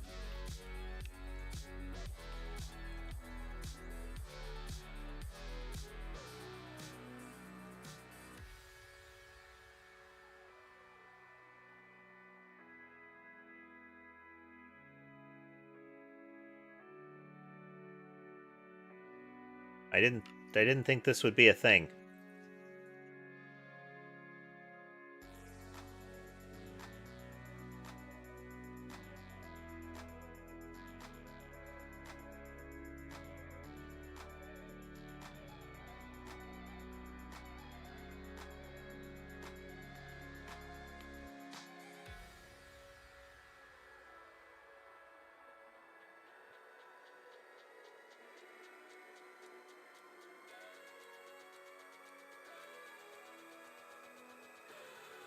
I mean, the second Reaper is going to bring me down here. Or at least is slowing me down substantially as far as recovery. Oh, turkey.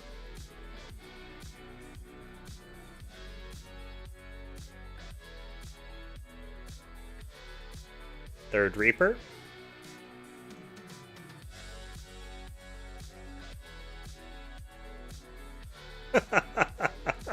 Eventual death.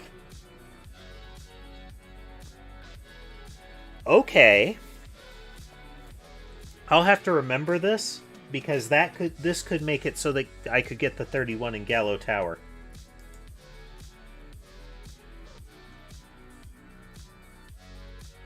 Huh. MVP was the upgraded holy water.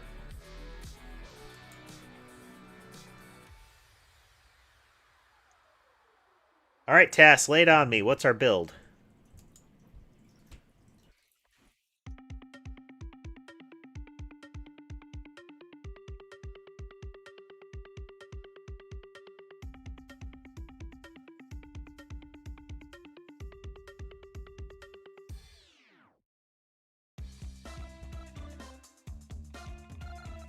Flexi pass to you, if I recall.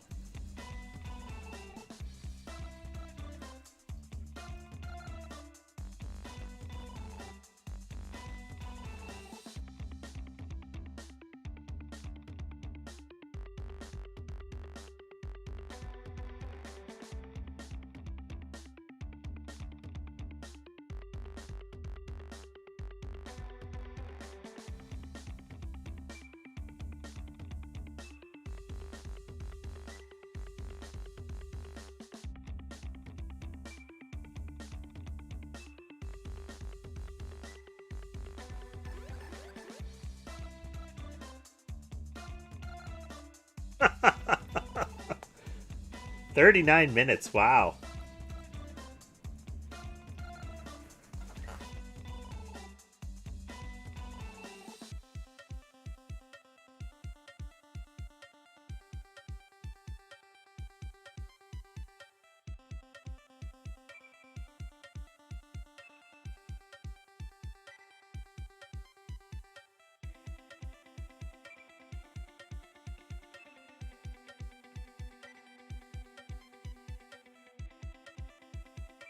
Okay, so let's see. Lightning, Saint Water, birds, cats, clock Landsat. Okay. Well, given the option with that, I would aim for Porta for the extra area and maybe saturate it. Did you have a character in mind, though? Because another option would be in Giovanna, maybe, but who was the one that did AoE?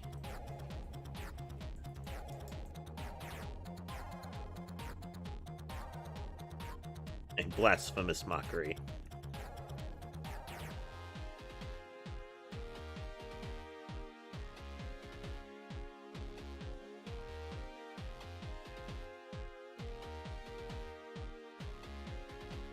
There was a character that got more AoE with level, but maybe I'm misremembering. Oh, it's Concetta. No, we won't be doing Concetta. Because we don't have the room with the...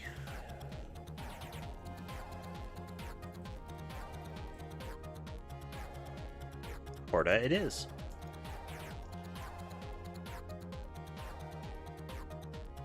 Let's think here. Now, we're gonna... Porta gets a passive 30% AoE. To go here.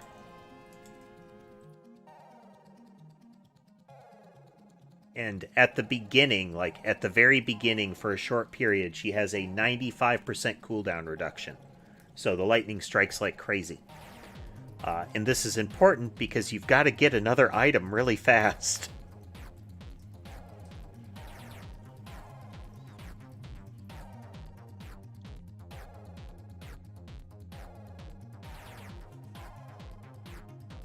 Yeah, for the build that you described, it's pretty solid, I think. We're going to go with Inlaid Library because we're going to get cooldown reduction, which is always good, and we also get the Stone Mask for free, which is the upgrade for the cats. With that in mind, though, none of the things that we've got benefit from bounces.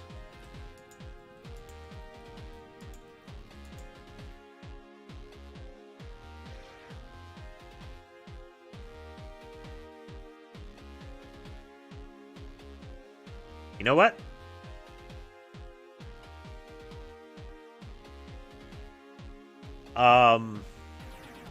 For cooldown reduction, Arca is the best, but he doesn't have a weapon that aligns with that build.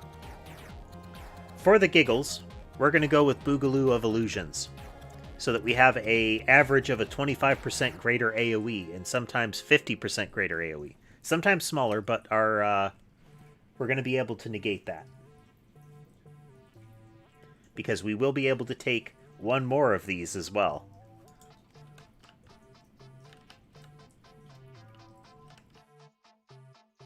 Hard to avoid that hit in hyper mode. Birds.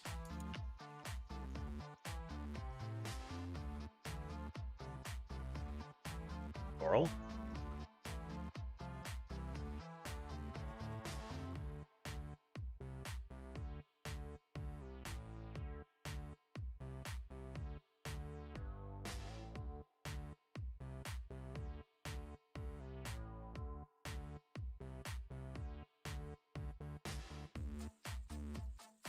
Landsat.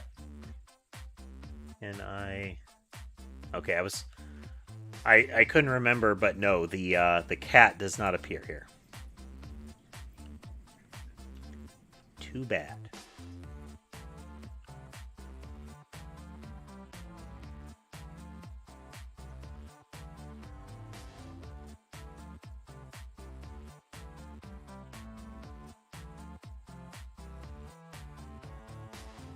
Landsat early is going to be good here because I have no direct fire capability.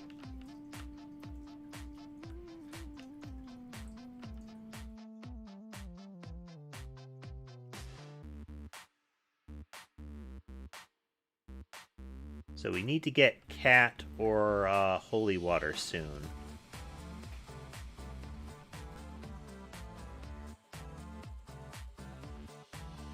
Okay, I do want... We're going to take this so that we get some more bang out of, literally bang out of our lightning.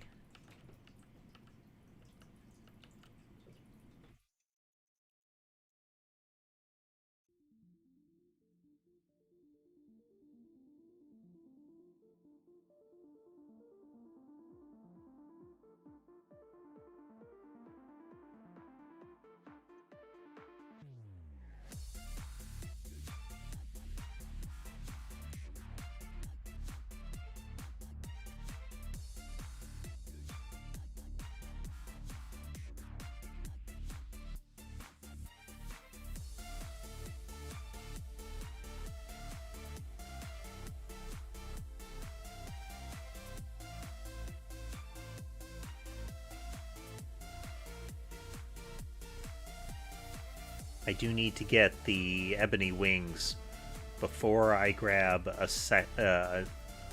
too many weapons here, so that we can get that upgrade going.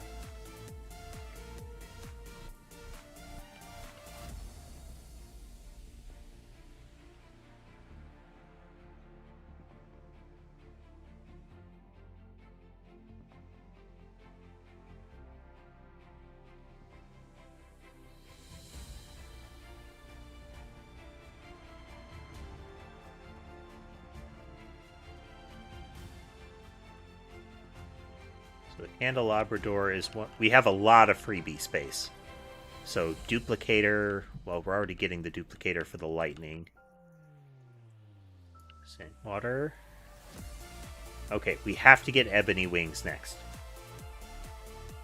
Well, weapon-wise, we have to get ebony wings next.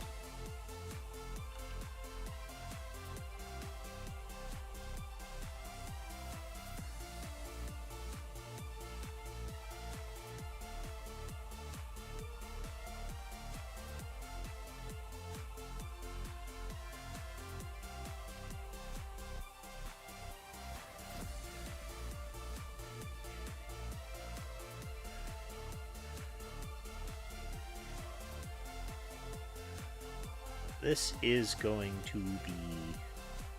This is going to be a tricky one. I'm interested to see how it plays out.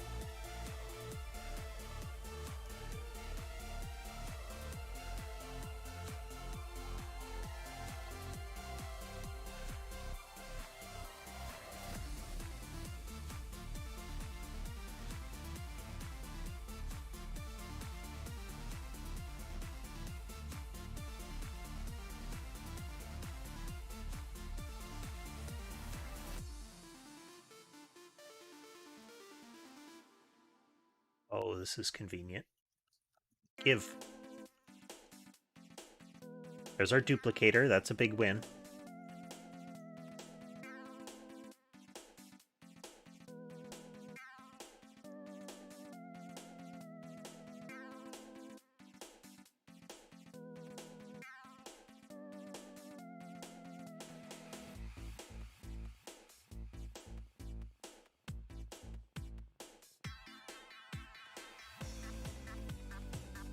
See, this is definitely a fun way to play it,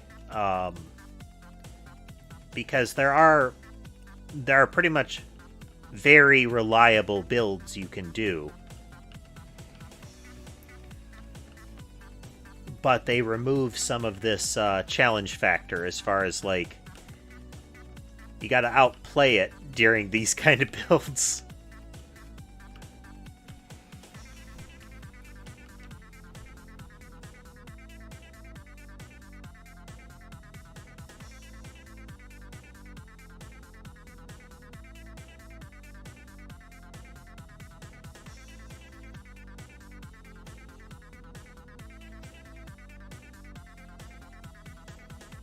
Again, all of the weapons we're going for this time are indirect fire weapons.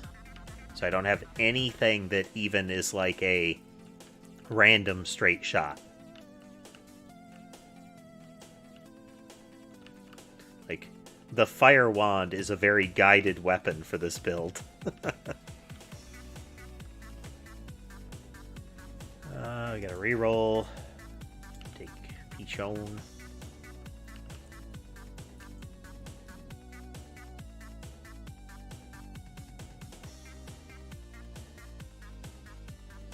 Lightning bolt. Now we grab this.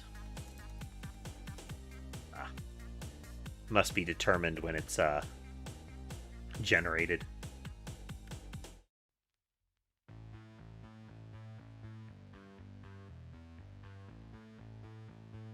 You're really starting to see the power of Porta's extra AoE here, with those lightning strikes coming down. Roll. Attract orb. Good.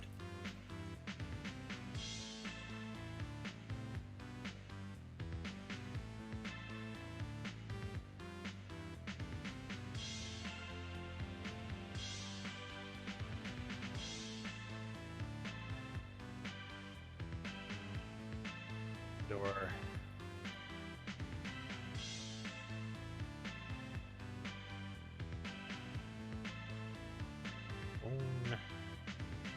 Definitely going to have to use up some banishes this time around.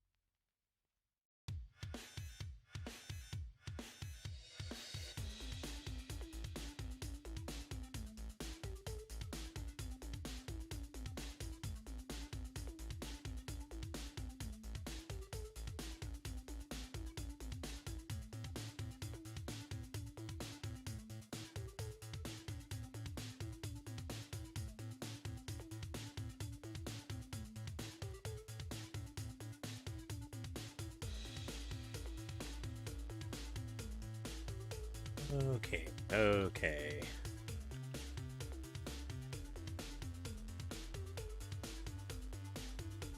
desperately waiting for those lightning strikes to happen.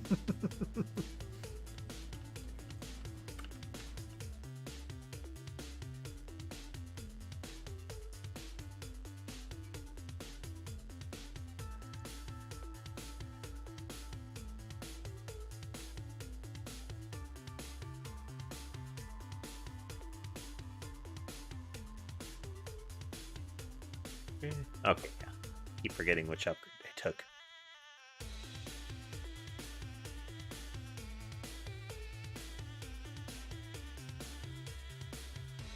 It's going to be challenging, that's for sure. I'm certainly having to duck and weave a lot more.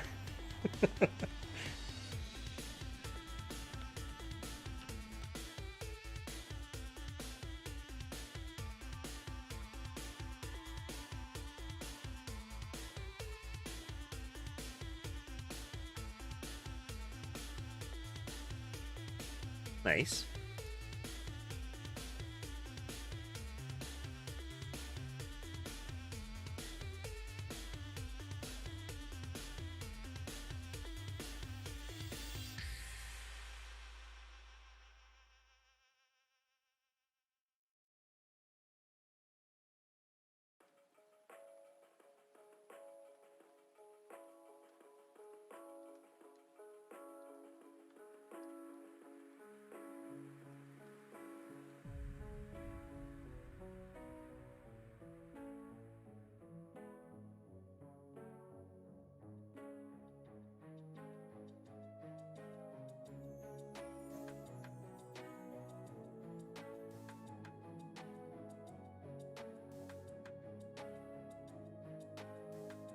Alright, we got the cat. We can't take the cat, though. I'm going to banish the knife. Get it out of the loot table.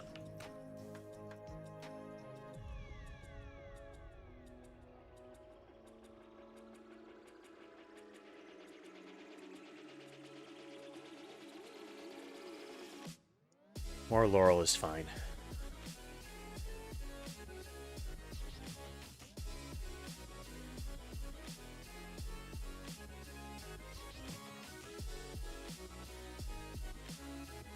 I'm having to leap through crowds of enemies so much more often with this.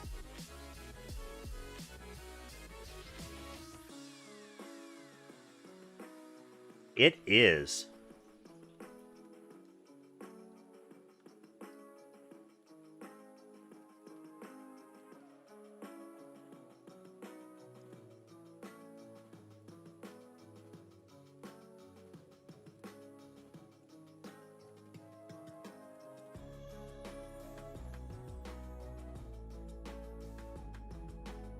Killing me. I do like the rain of cats that appears sometimes. Nope. We're going to skip in order to keep along.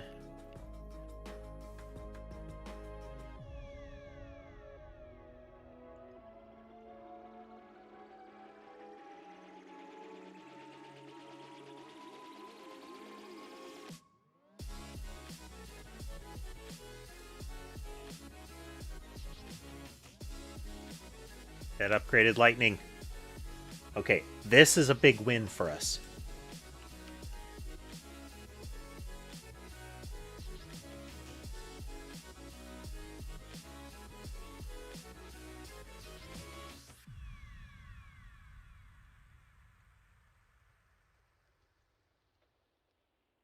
The extra lightning strikes are definitely going to help.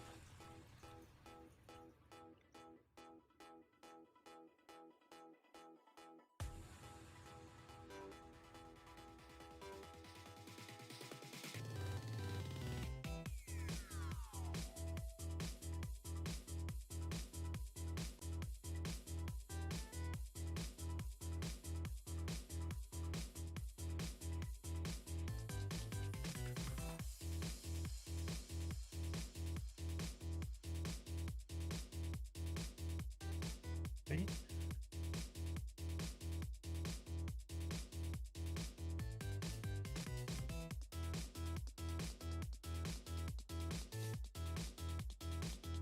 Labrador.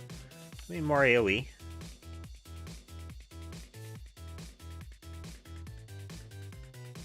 Alright, are any of these worthwhile for us? We'll take the healing one. Doesn't really help us.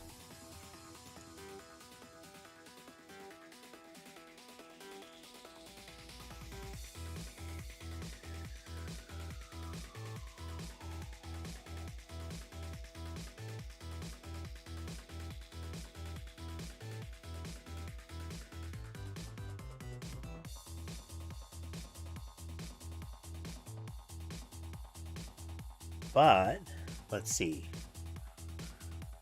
Laurel, clock Landsat, birds. Yeah, everything is free, so I'm going to take this to recover HP. This will help slightly mitigate some of the creatures coming in, since it's going to be doing a little bit of damage to them each tick.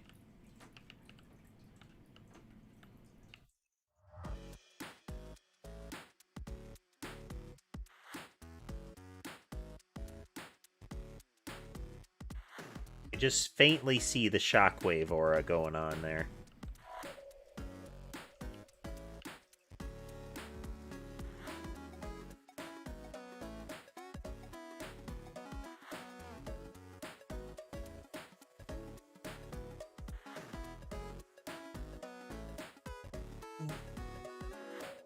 Area effect.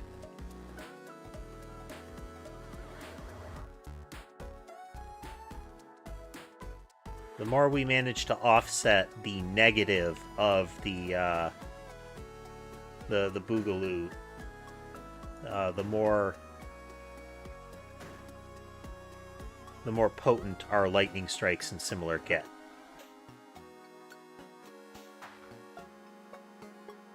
It's between Portia, Silver Ring, and Candelabrador. We're going to have a base of 105% AoE. So it will fluctuate between 80% to 155% AoE.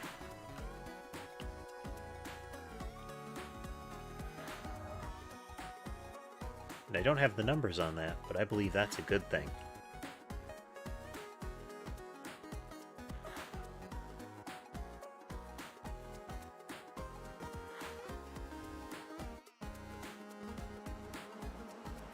Give me that. Give me that holy water.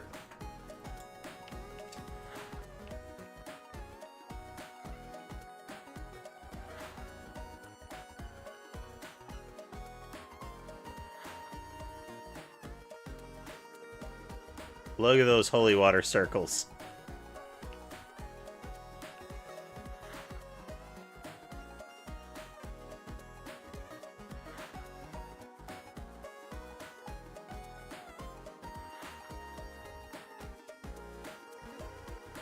Ebony wings.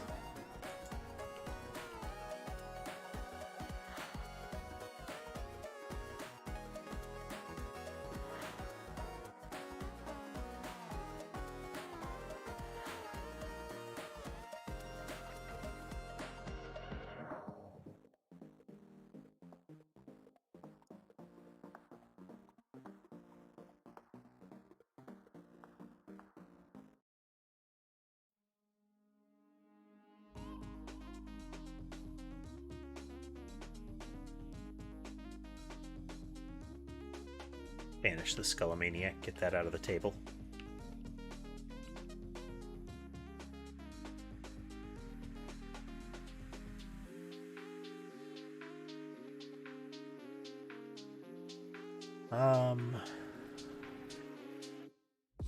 Spinach. Get some more damage in of our build there.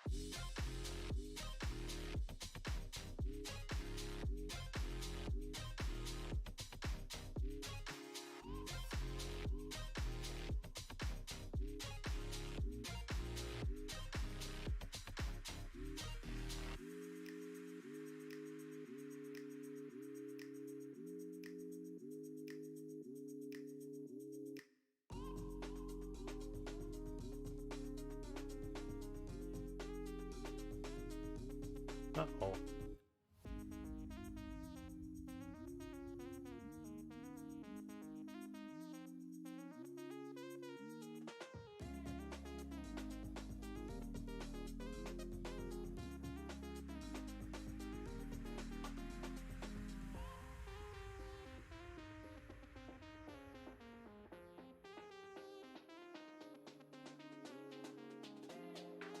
Okay.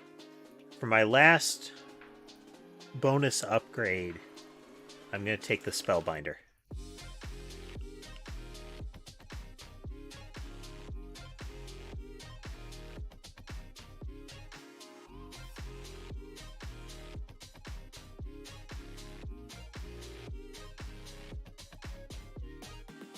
All right, Super Birdie.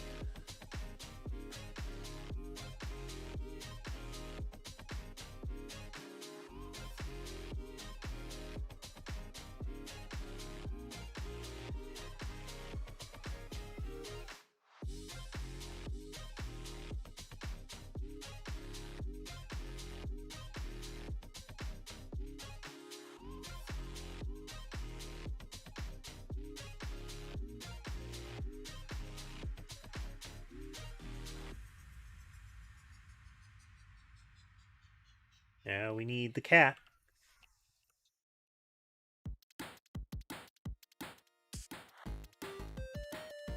There's the cat. All right. Full build. Look at the size of them cats.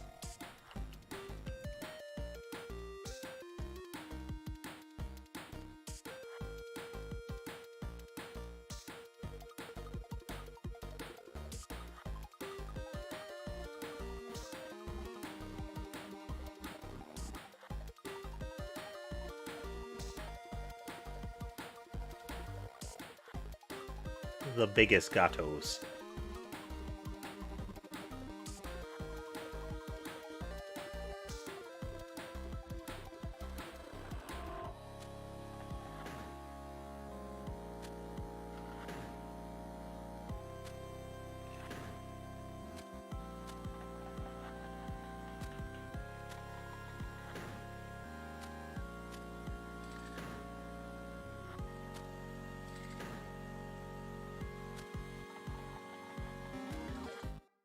Wow, look at that. Look at that AoE. The cat scuffle going on.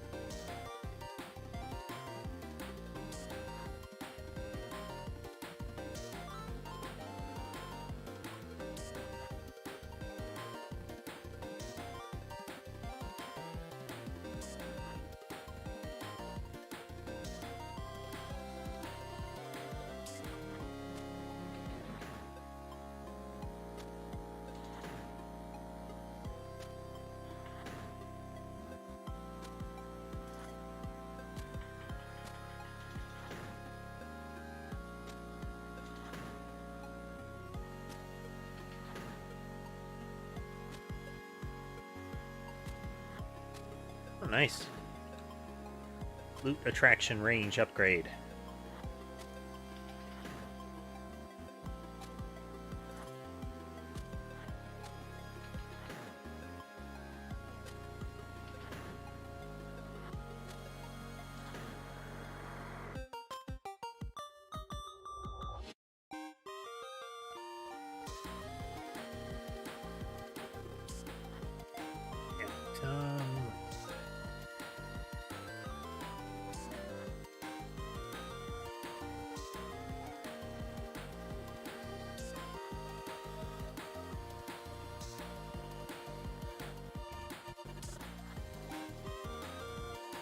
Oh, the things last longer.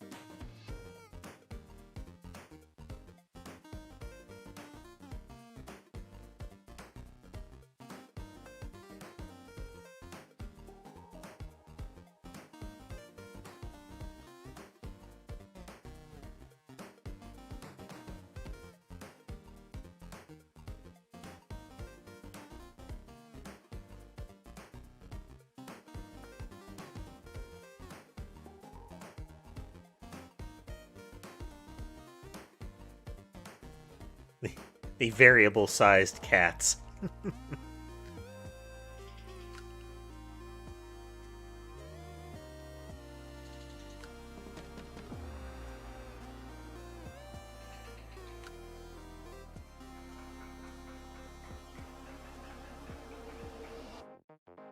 Didn't think you were going to make it that far in there.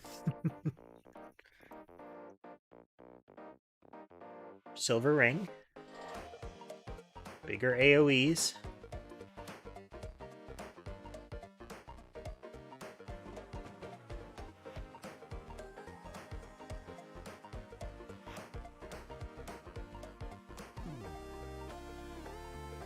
Maximum cat scuffle.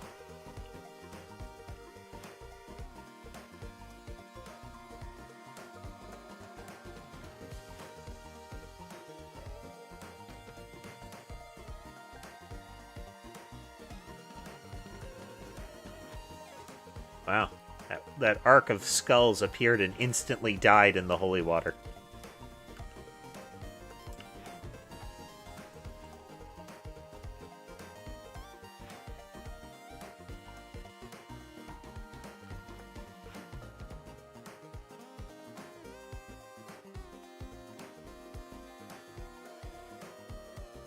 Third arcane.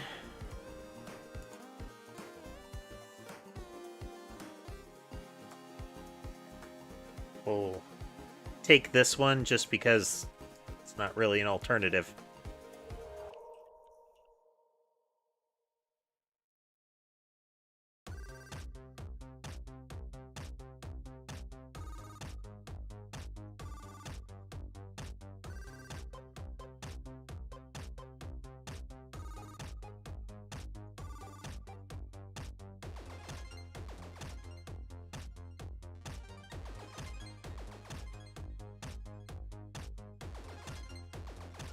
Okay, we're going to be closing in on the free mask soon.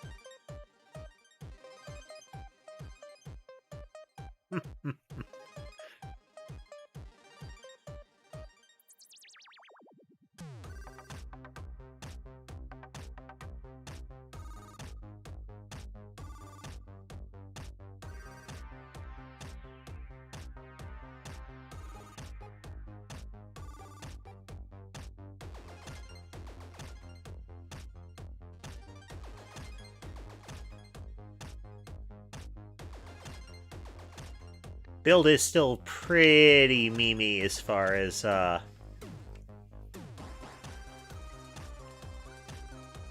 viability, and especially since I added the Boogaloo into it for the variable AoE. When the AoEs are big, they're huge. When they're small, they're still amplified greatly.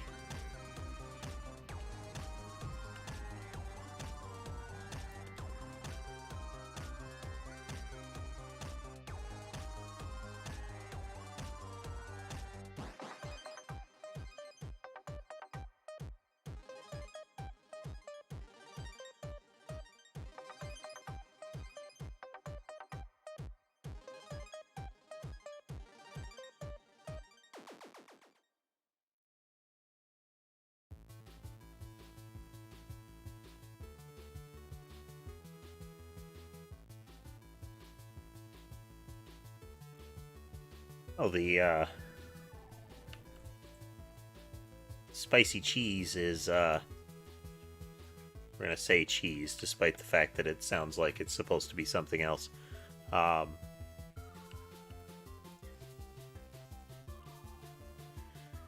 Is showing up frequently enough that it's helping.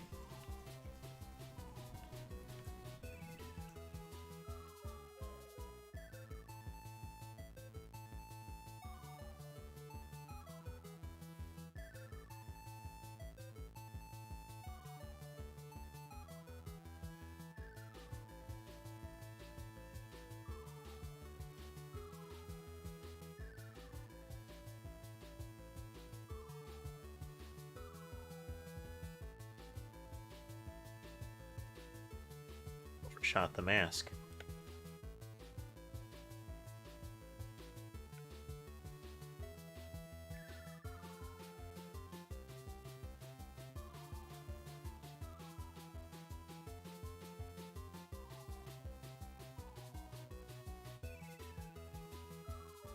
Substantially overshot the mask. Whoops.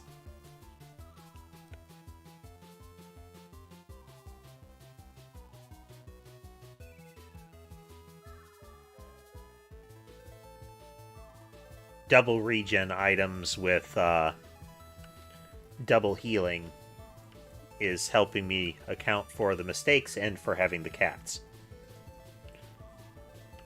Since the cats will periodically wound you.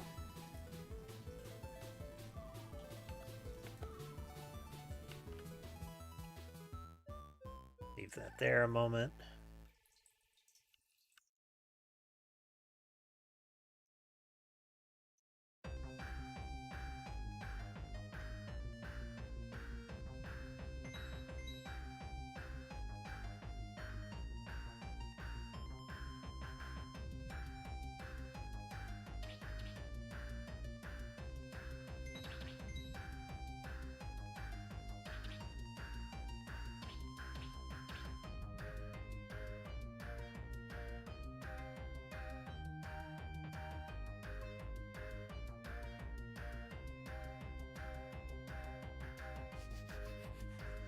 I get the feeling that we're not going to hit true full build.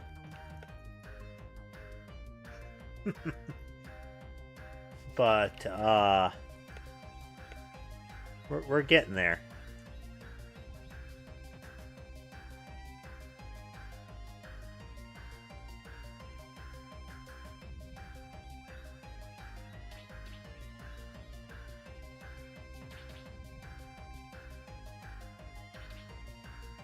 Alright, all the weapons in the build are now fully upgraded.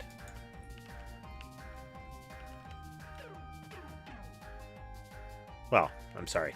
Except for the Laurel and the Clock Landsat, but that's... not confident that that's going to happen.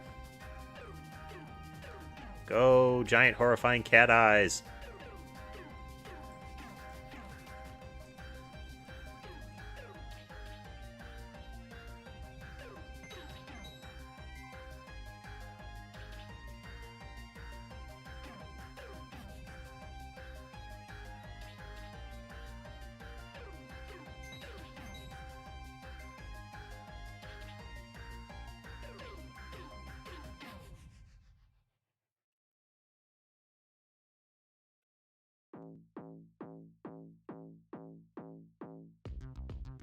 Doesn't help that the eyeballs throb.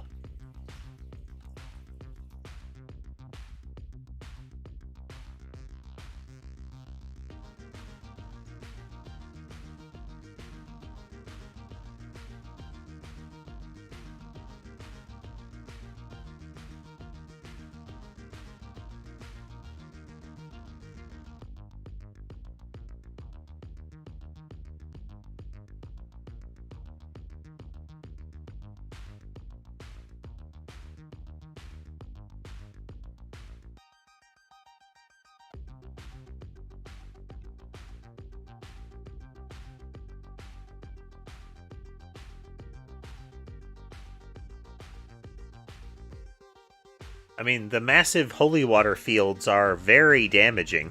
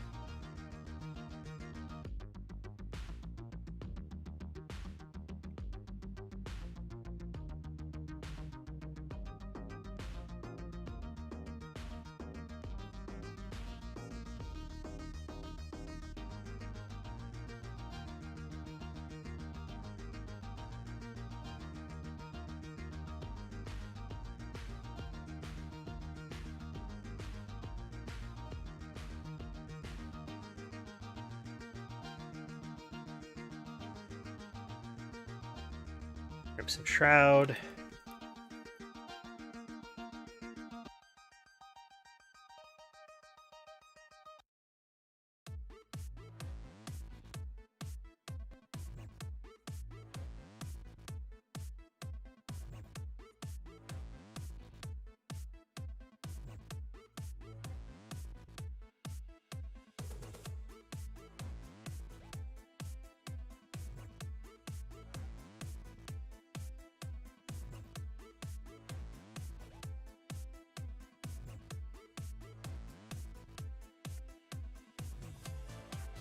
Alright, thanks, Flexi.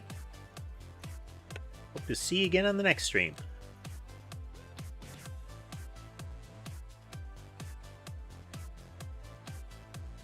Don't think they're going to let us have the clock Landsat upgrade.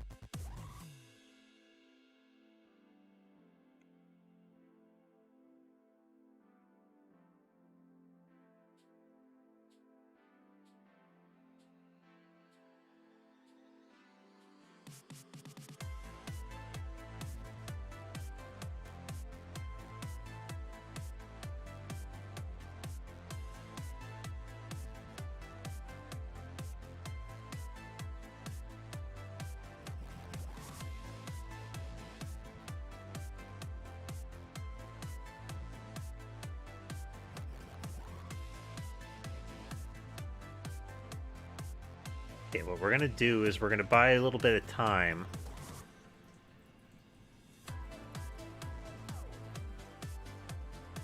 By fleeing from the Reaper here so that we can get to the treasure box, which should give us the upgraded Landsat.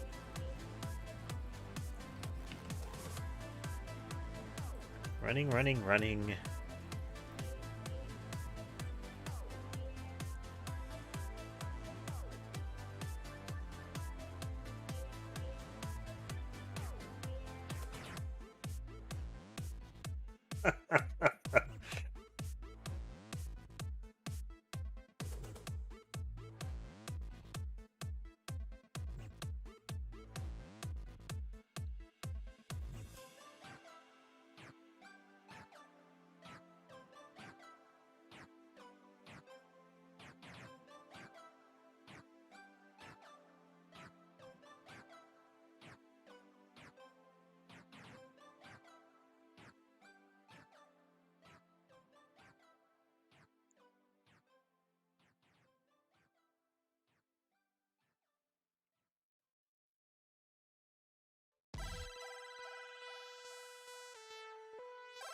We could win with this.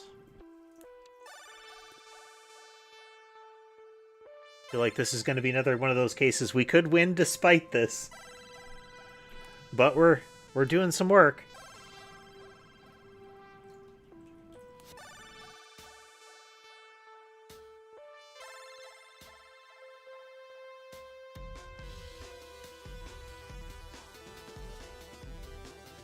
Yep, we got him. Wow, we got him with that.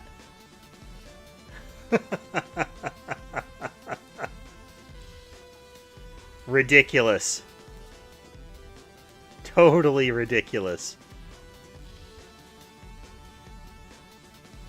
Come on, ghost friend.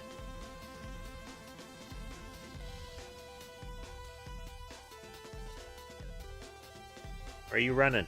Where are you running?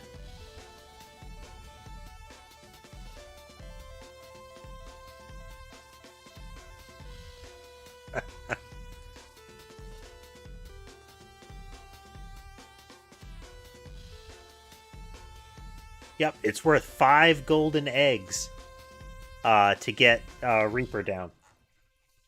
Very nice.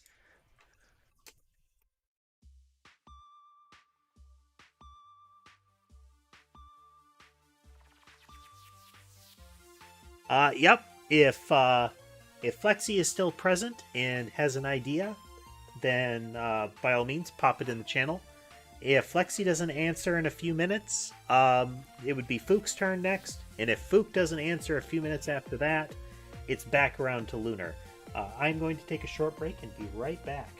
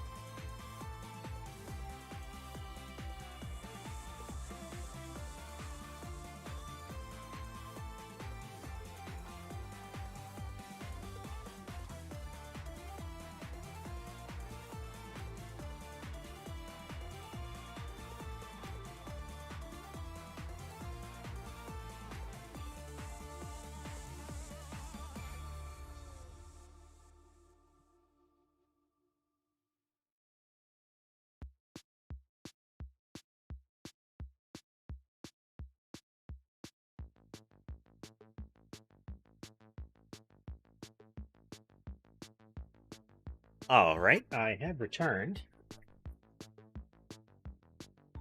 So, I don't see anything in chat in regards to somebody having a build idea. Lunar, do you have another one?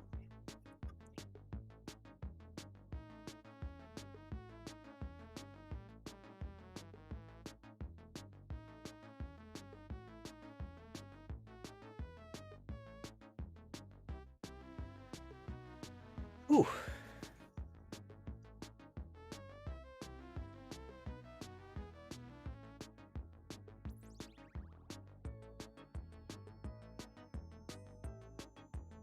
Let's see.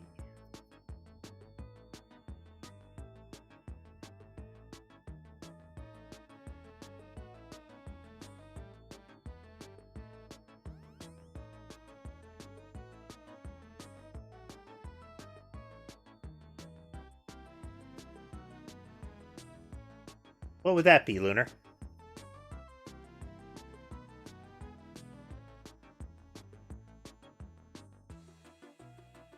Is this magic build?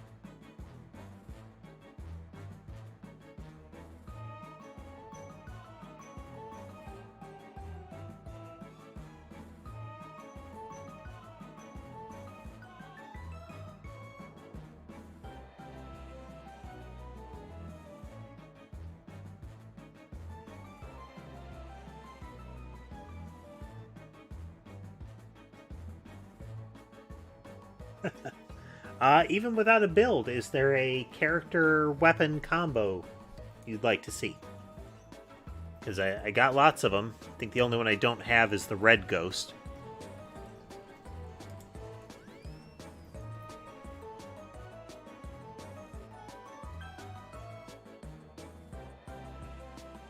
Okay.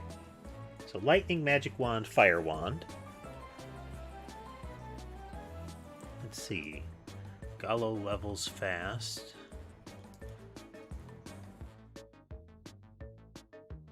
Oh, Song of Mana? Okay.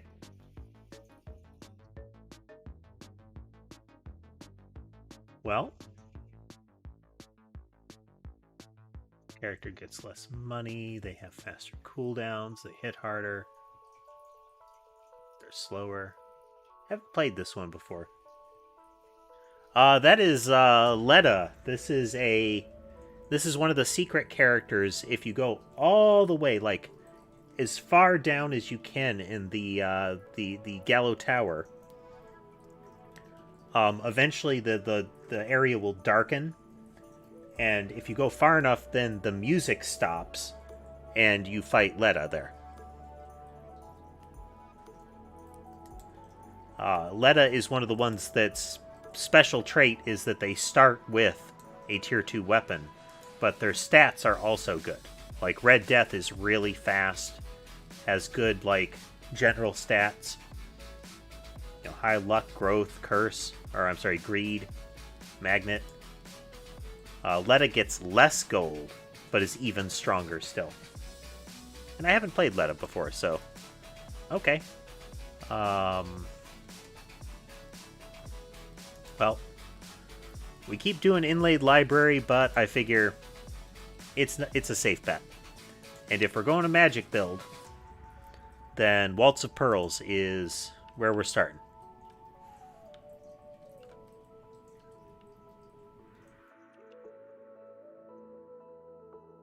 Okay.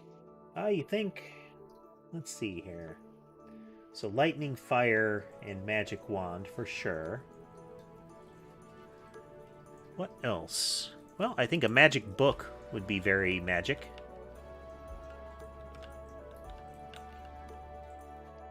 A magic bibli. A lightning ring.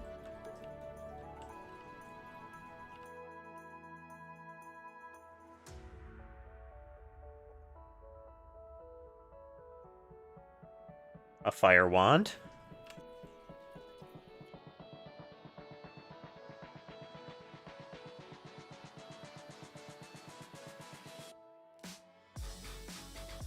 Rune tracers, I think that would be magical.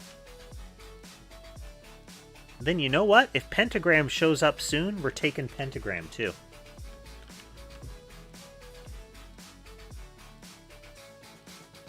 Because if we... Oh no, Mantra. You wanted Mantra, so let's take Song of Mana.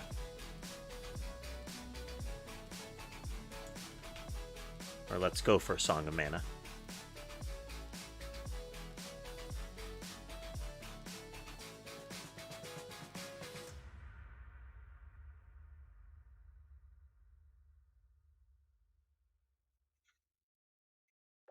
I'm reminded of a periodically recurring opponent in the Castlevania games called Legion that is a giant ball of bodies for Leda here.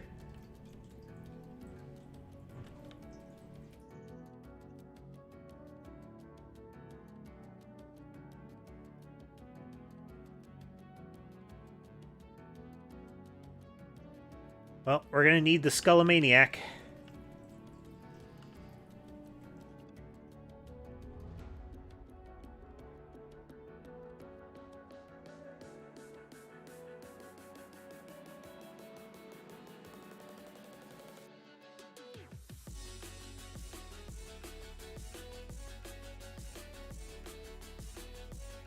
Duplicator.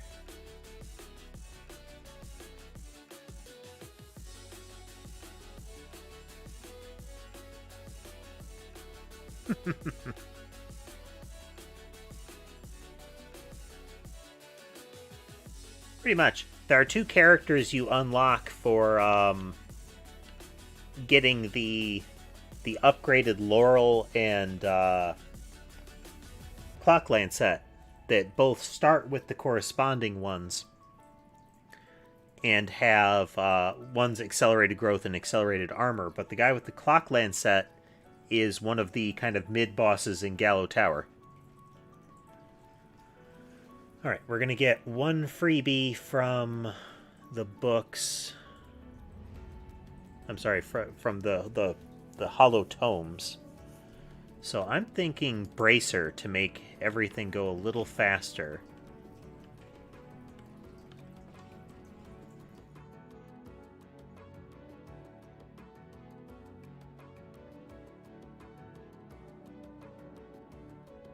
Hindsight, I probably should have taken,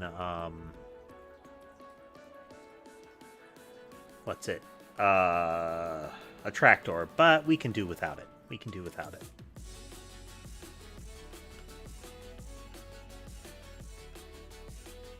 We'll soldier on. Terribly convenient item, but it's not one that's actually necessary.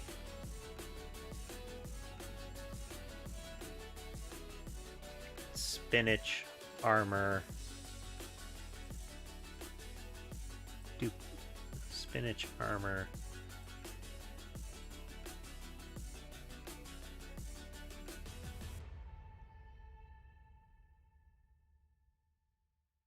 Spellbinder. Okay.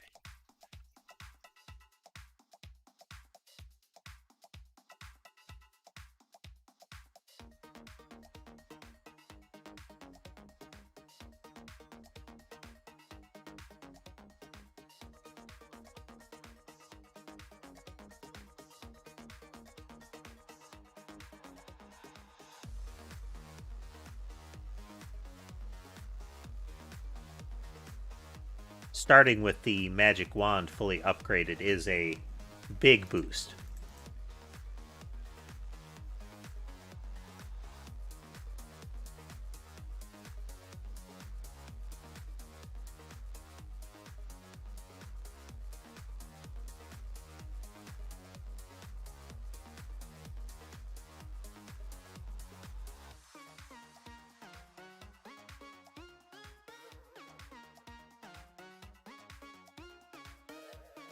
Will be interesting to see what other weapons and passives they come up with as they go along. It's clear as they've gone through that they've realized people really like the upgrade path things. I'm wondering if we'll start to see two-stage upgrades. So, like, you know, like the magic wand plus the upgraded magic wand plus an upgraded axe gives you a different weapon entirely once you've got both of them. Maybe with a third one, you know, just keep layering it. Go really nuts with it.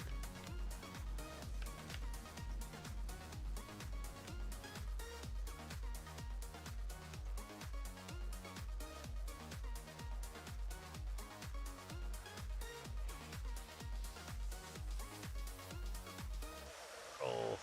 Song of Mana. Okay. Now we need Spellbinder and Spinach.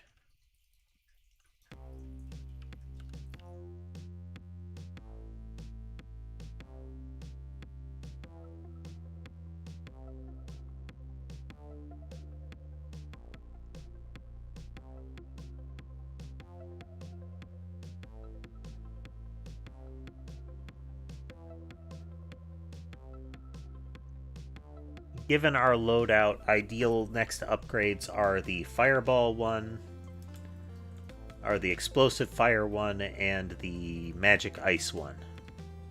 Magic Ice would actually be a contender for Preferable, because we also have Rune Tracer to go with our Magic Wand. There's our Spellbinder. Now we just need the Spinach. Because when I think incendiary magic and hellfire, I think spinach.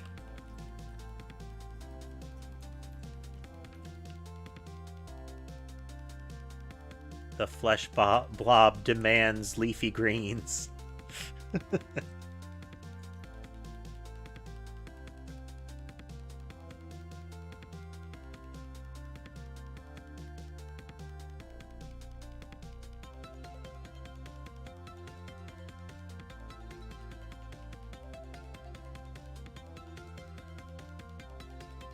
Let's see.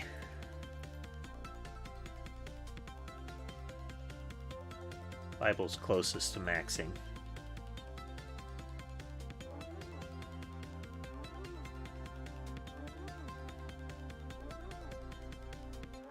Spinach. All right, we are full build now.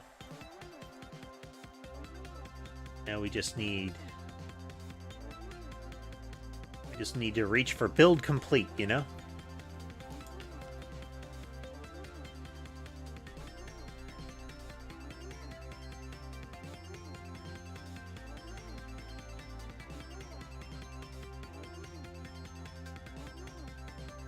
Now with this, I will get the left-hand ones, but I will not get the right-hand ones for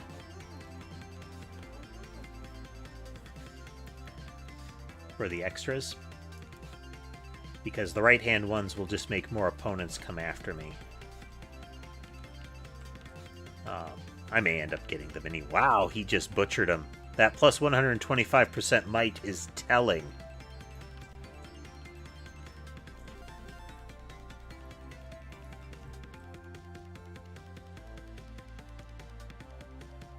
Hello, Sky.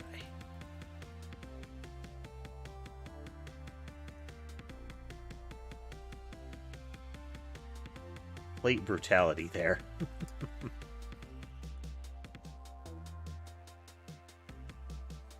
Oh, definitely duplicator. They'll delay our cursed Bible for a bit, but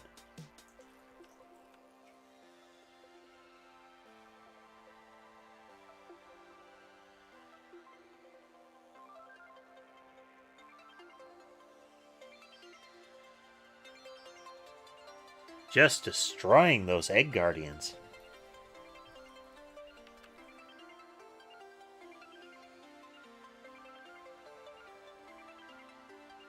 Gives us more AoE in duration, which will stack doubly with the Bible.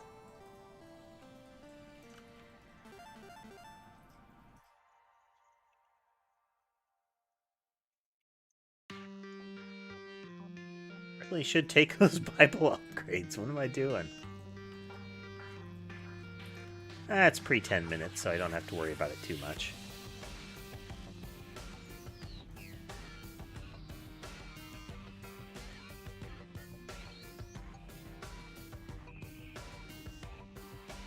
There.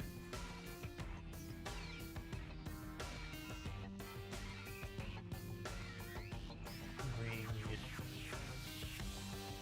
Fire wand. Rune tracer. Rune tracer. Lightning ring. Lightning ring.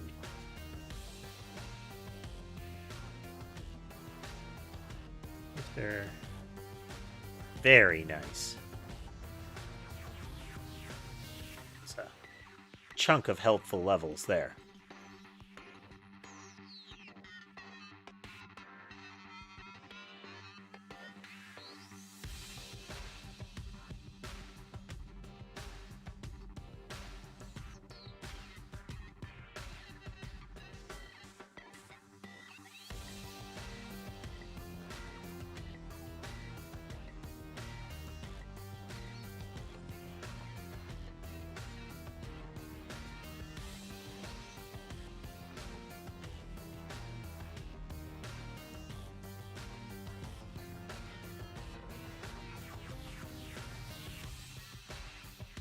Yeah, this character's kind of, I mean, visually gross, but also gross in a, wow, they kill things fast sense.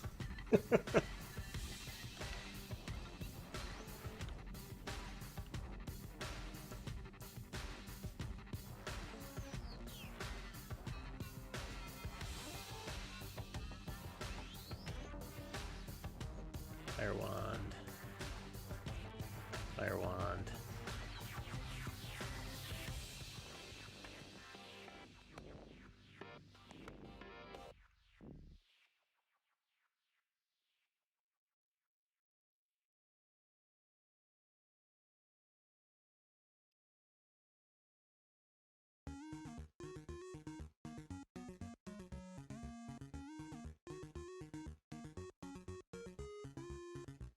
Yeah, for once, I'm thinking not banishing the Skullomaniac.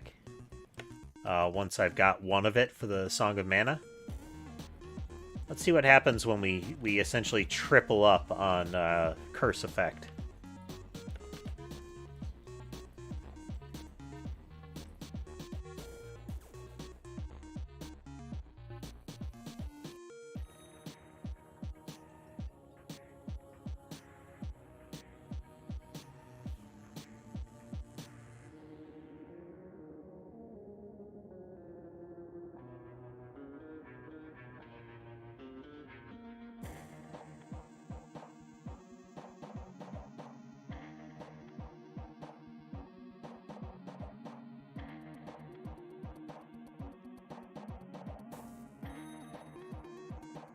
Wand.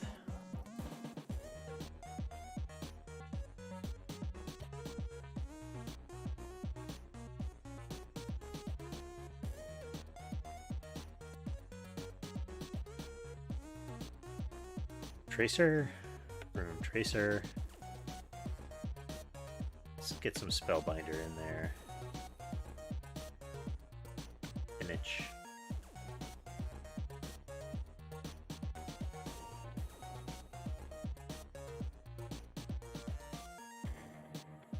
Alright. Unholy Vespers.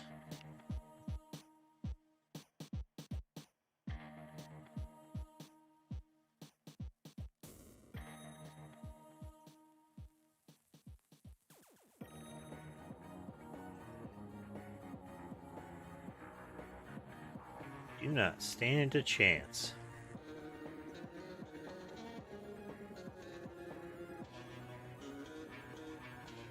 They're hardly even getting near me. Like, the Unholy Vespers are having trouble even like, touching them. Make them go faster.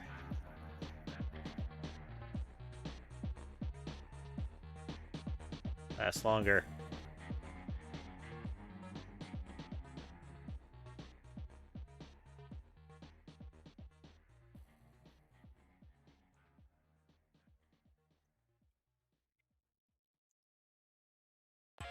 Okay.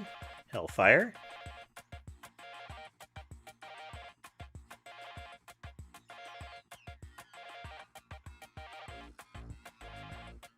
Okay, what do you got for me? Spend a reroll. Let's get the ice one. Now our rune binders and our holy wand can freeze. Now, they currently just kill. Which is also good. I mean, you know, death.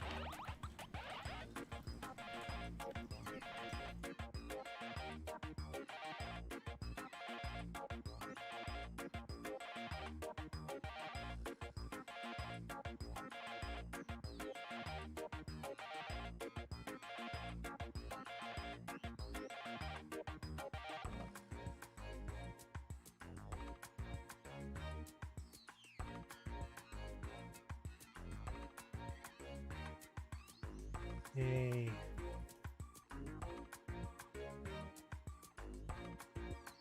Everything lasts longer.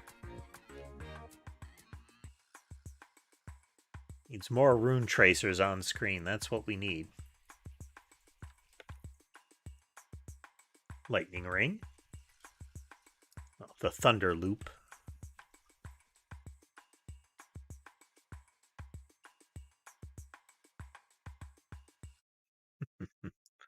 Getting close to being able to finish this up. I mean, the last good upgrade in the shop.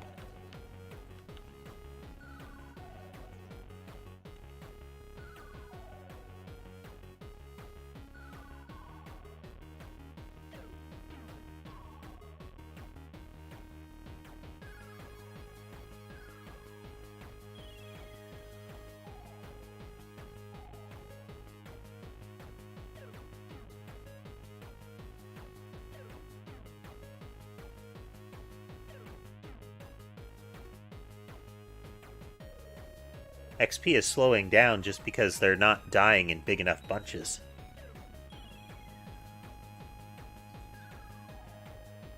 Just sort of dribbling in, you know?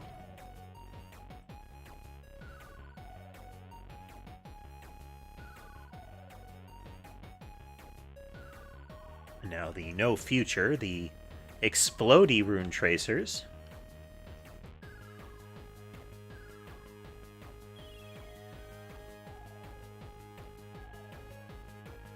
You know what? More critters. Bring me more critters.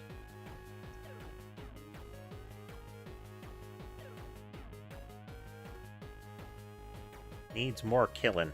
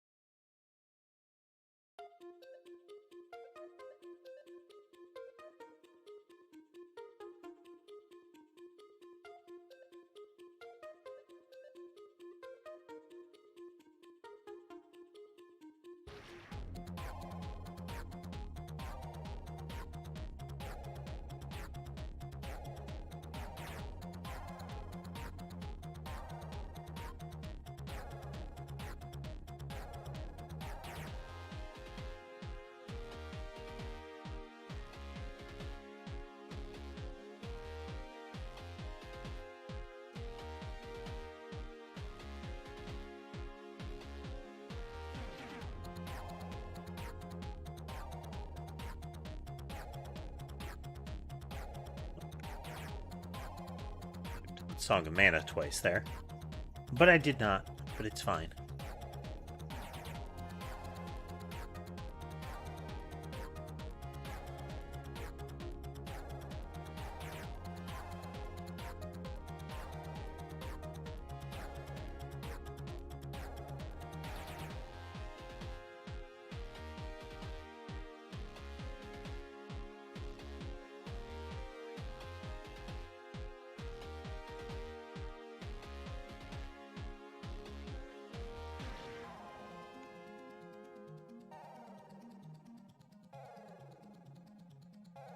Gobs of points.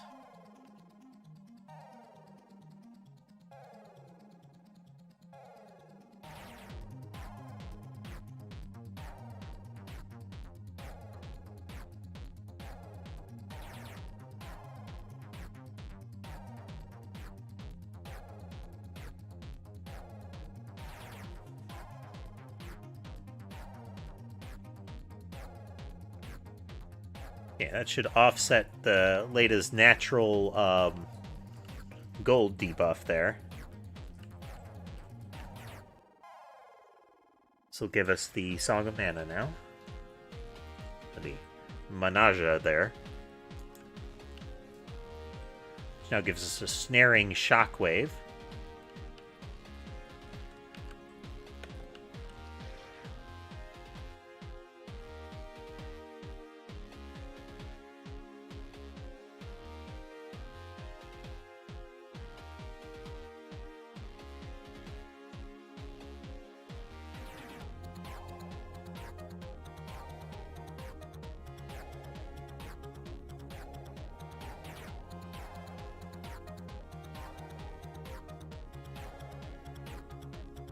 Now we can stack even more curse on.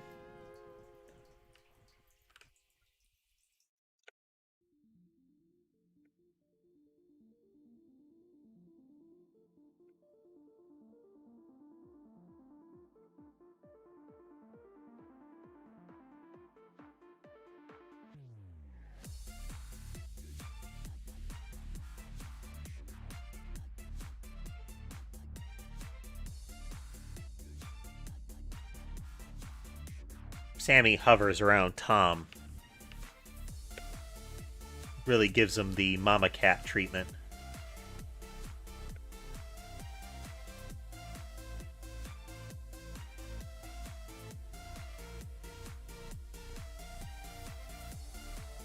Yeah.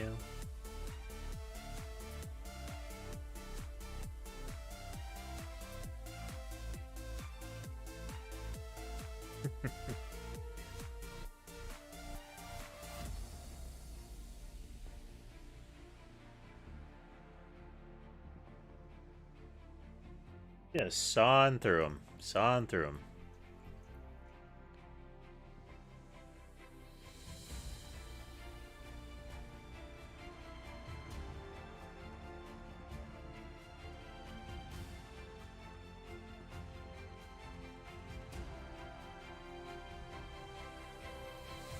Nice thing about the accelerated projectiles is the extra hits from the Bible, but also the reflecting projectiles get more kind of traction out of it, you know?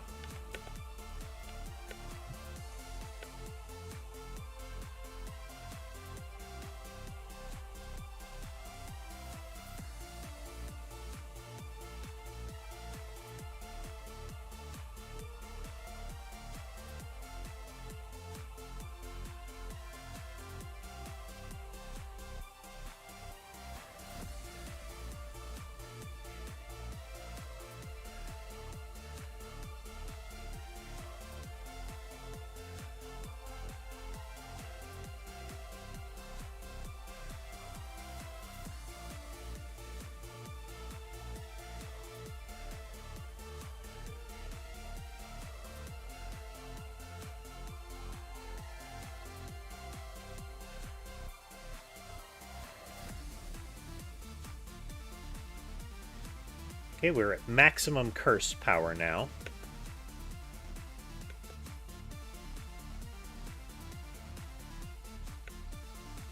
Well, I mean, if we had the curse upgrades as well, it would be a truly maximum curse. But we have the Skullomaniac and both of the cursed items, the gold ring and the Metaglio Rite.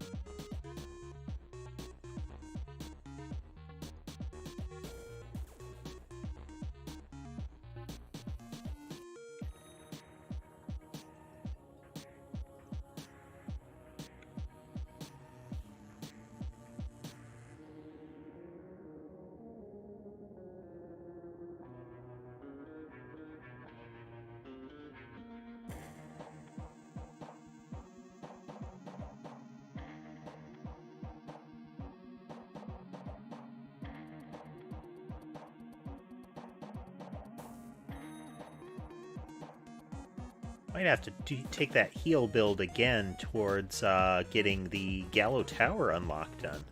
That was really effective for just holding out against the Reapers.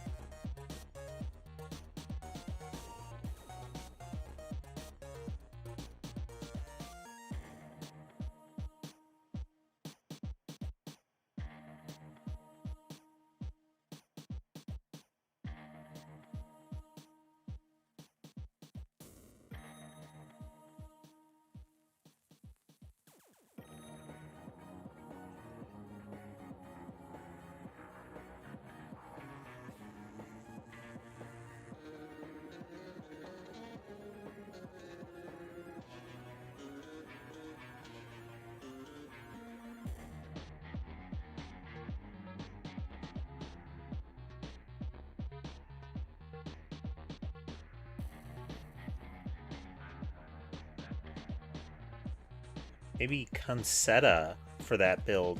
I mean, it would feel like a waste since you'd have to take Shadow Pinion as their base weapon, but their passive of steadily increasing AoE paired with the garlic and the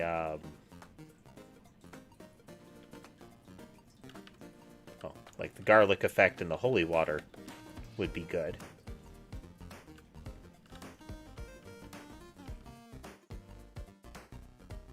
But we'll see, based on who's watching with us, who will pick the next build.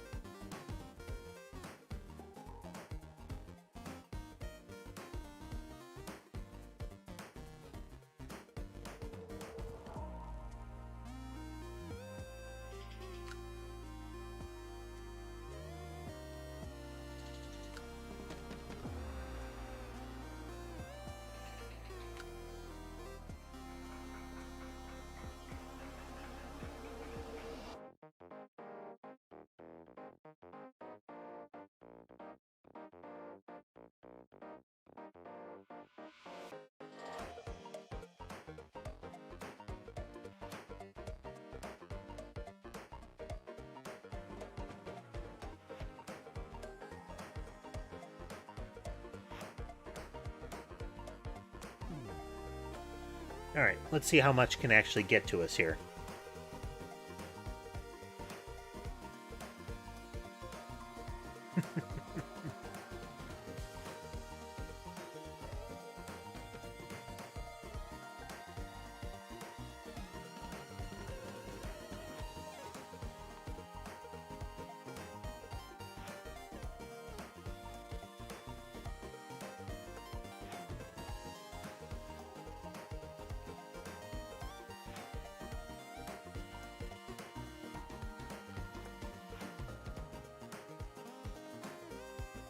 A very nice none shall pass vibe going here.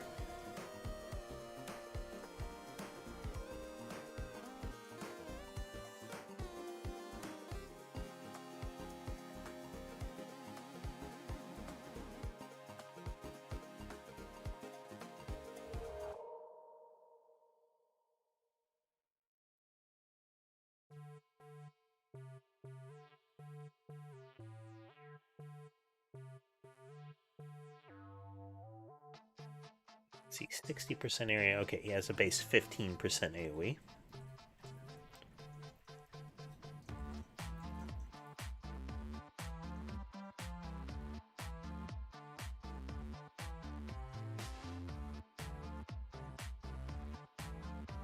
Some snooze and ember there.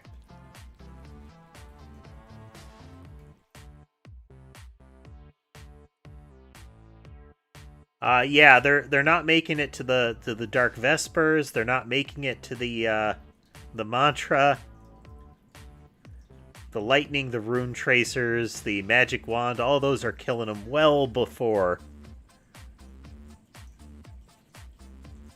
Oh, those three witches made a valiant effort there. I think it was as much that their allies hurled them in front to try to buffer for them.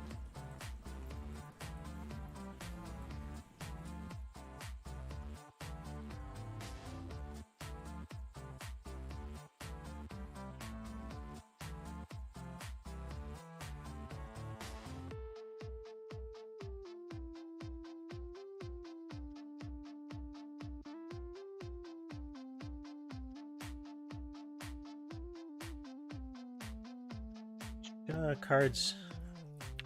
Oh, okay, yeah, one of these is our card. We want that.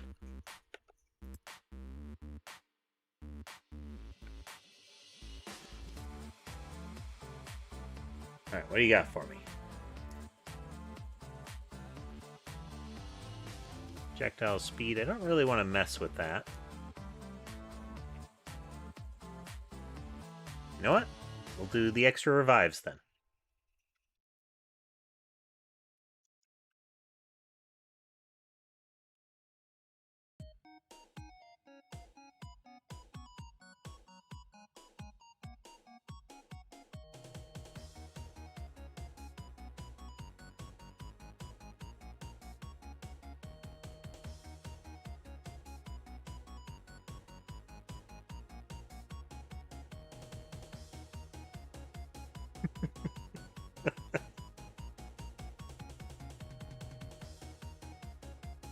Character's kind of gross.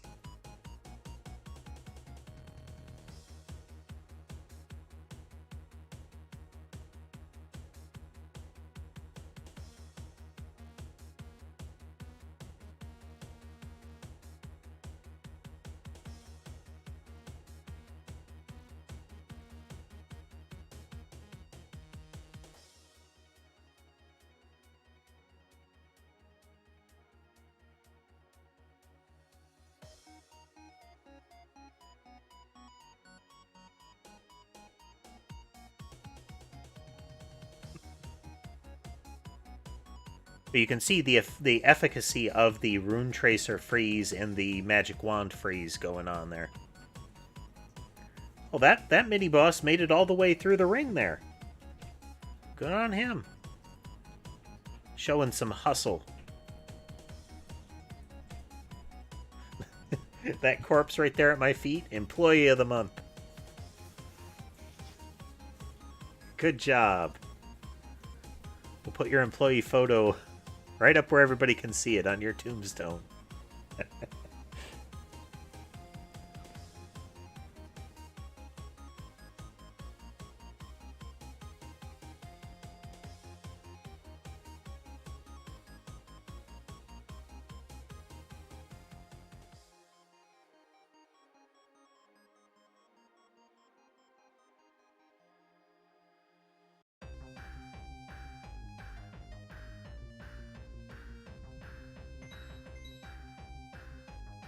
So the real question is, can this build take down a Reaper with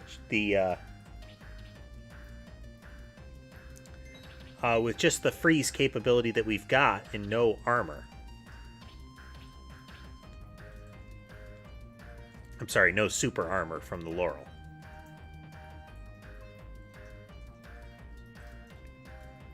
Therein lies the question.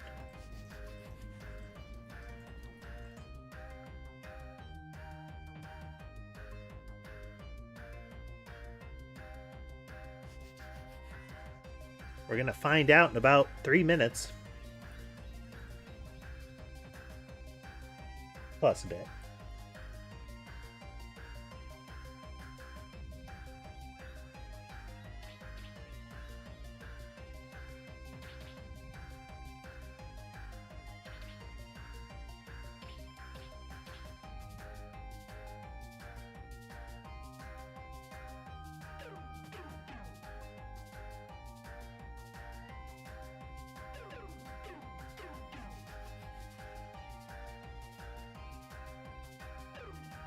Take a moment to hydrate.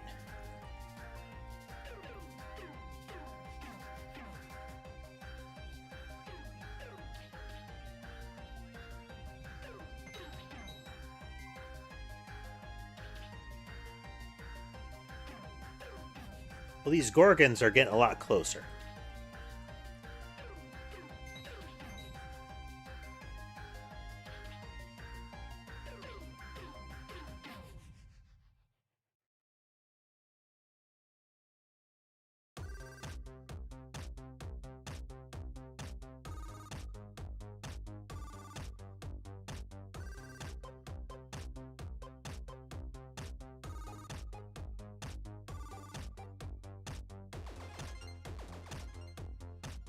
I mean, closer in that they're maybe making it to the,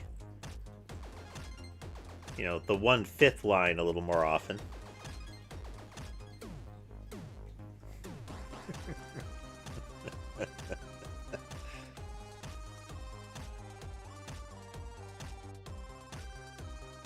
He says less laughter, more pets.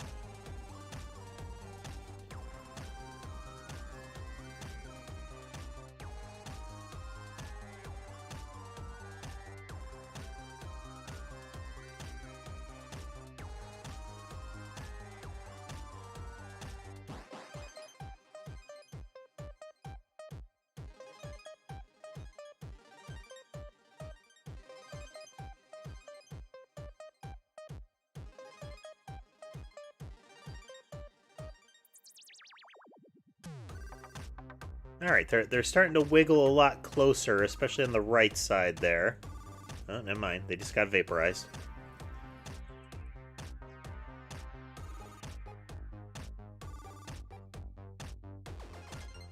So close.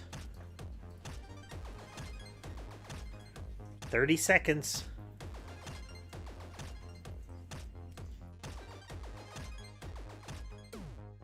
We'll find out if this can kill a Reaper without the Landsat and without the Laurel.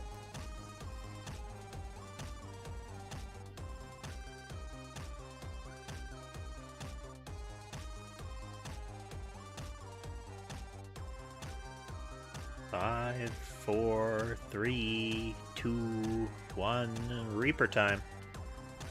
Nope.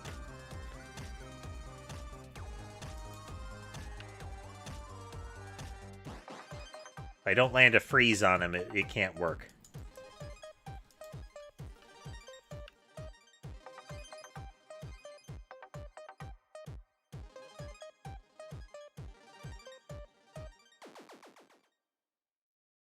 Nope.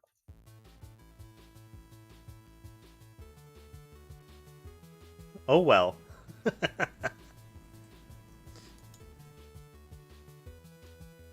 All right.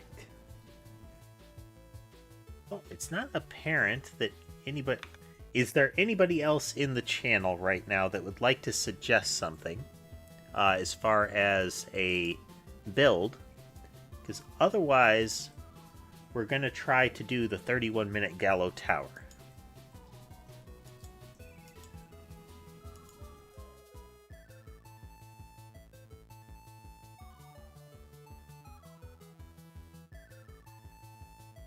Concetta's AoE can get bonkers over time.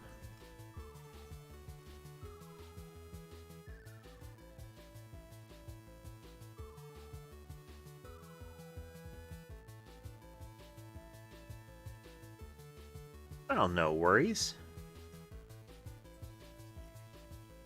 Let's go with Concetta.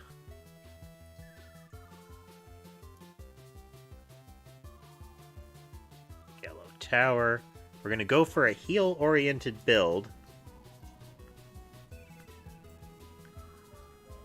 Which means we're going to start with... Where is it? The Sarabande of Healing.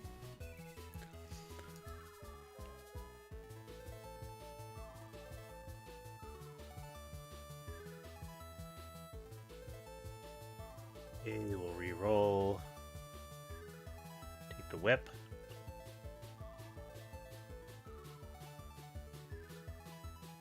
Take the laurel.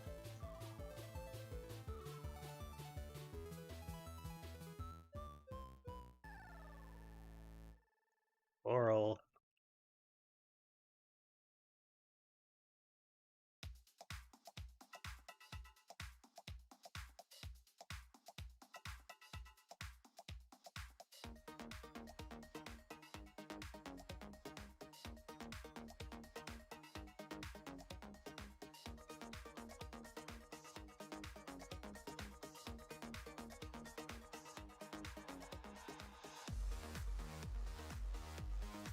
We'll take the Shadow Pinion there.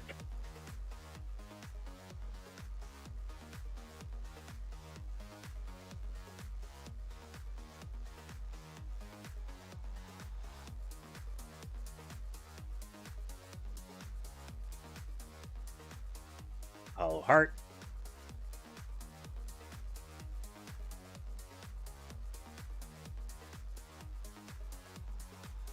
Bloody Bones.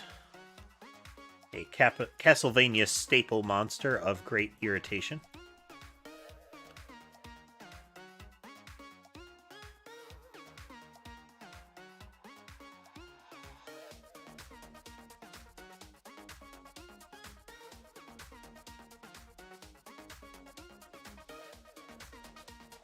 Should have taken the holy water there. But it is what it is. We'll have more chances. Block Landsat.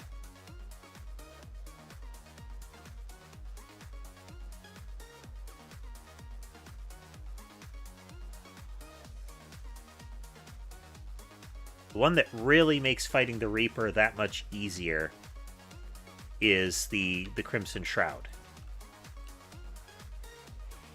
Because that reduces the Reaper's just massive damage down to 10.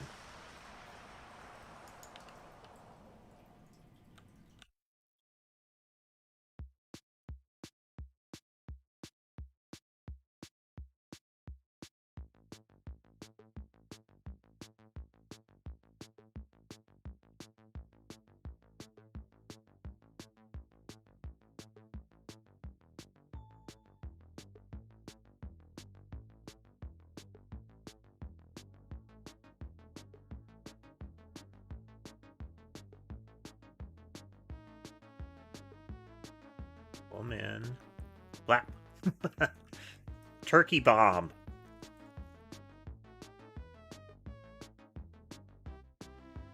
It's not quite a duck bomb, but it'll do.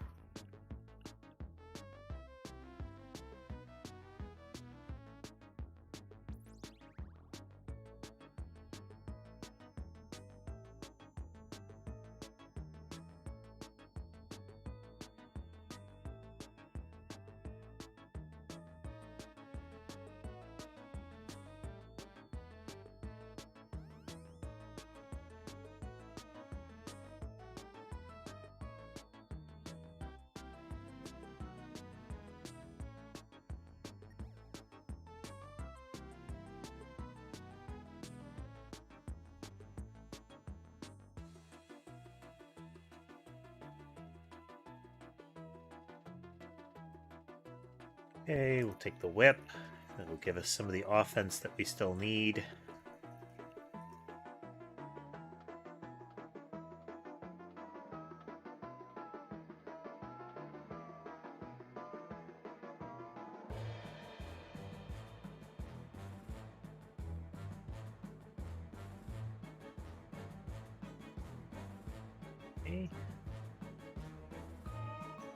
Amp up our passive damage pulse.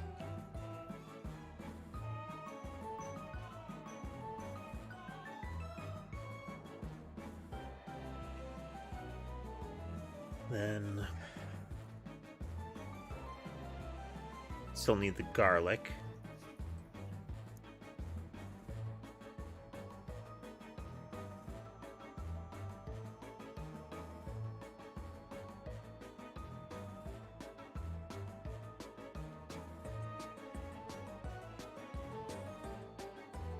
Garlic.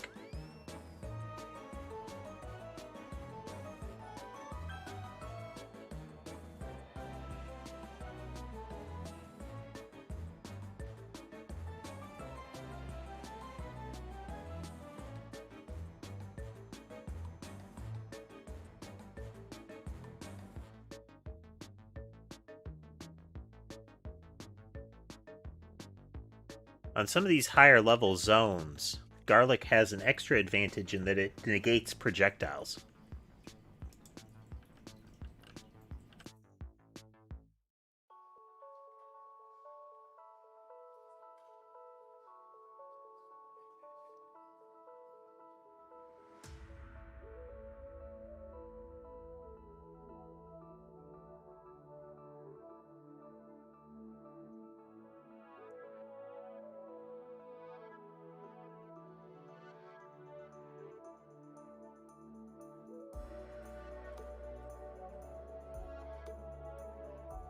Okay, then we're going to take the candelabrador, amp up our AoE.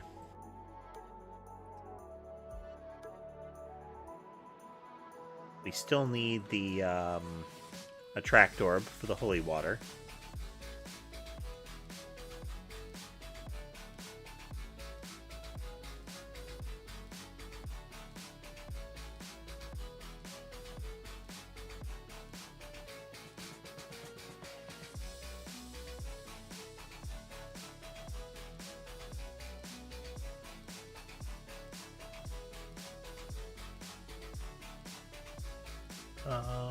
Duplicator is an attractive option. I've already got one freebie taken. We have 3 freebies. So 2 freebies left. Let's take the duplicator.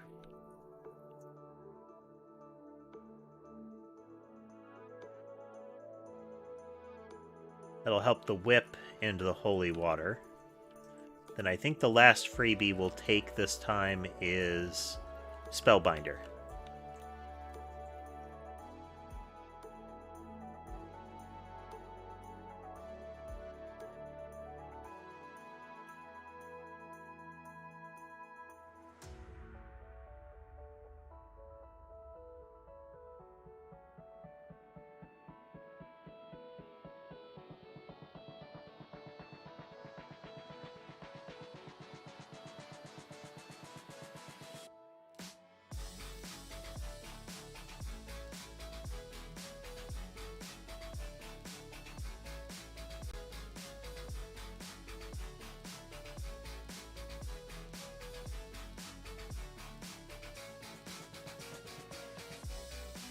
So we're closing in. By level 30, we will have the same AoE potential as Porta.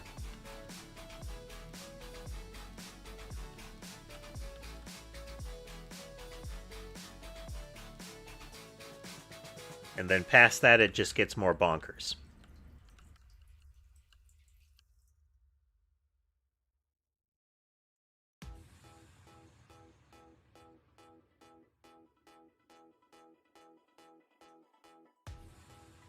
Oh, we have another freebie. There's already a Spellbinder on the board.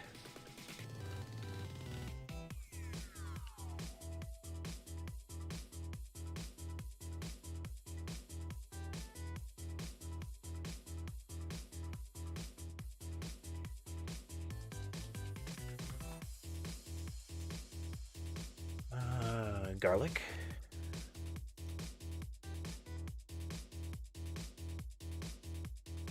But we still need that attract orb first.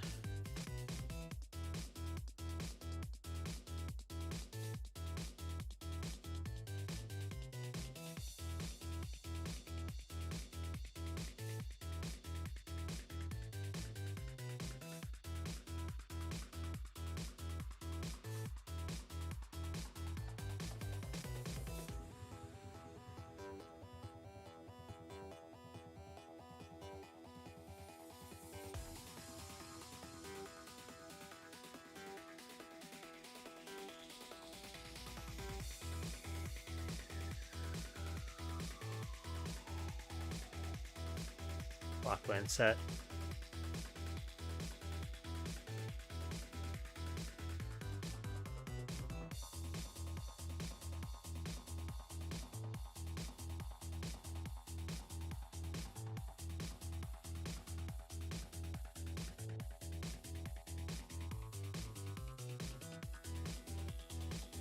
I'm gonna reroll. Take the attractor. Excellent.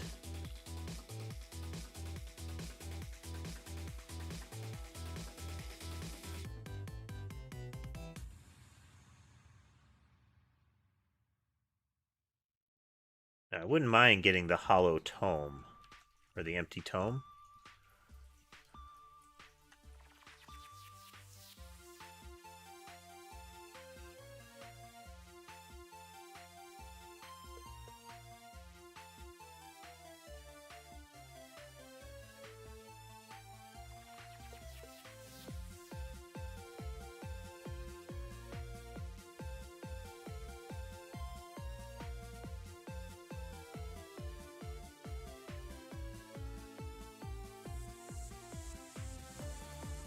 Yeah, let's see if we can luck out and get that before we have to linger too long up there.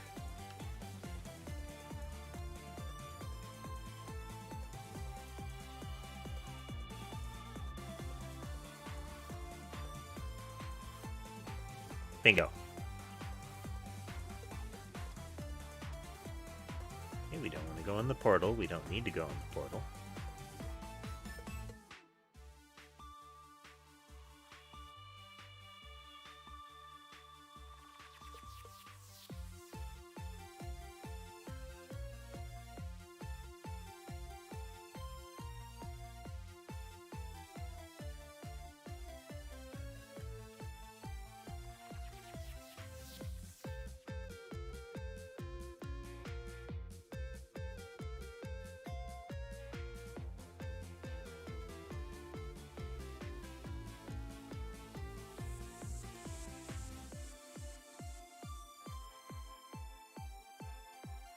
Whip is ready for upgrade. These guys will chase you forever.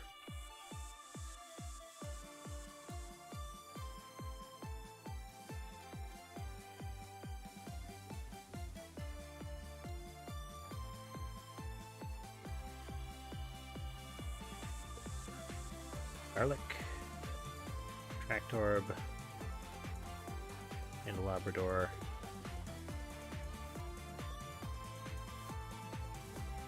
Water.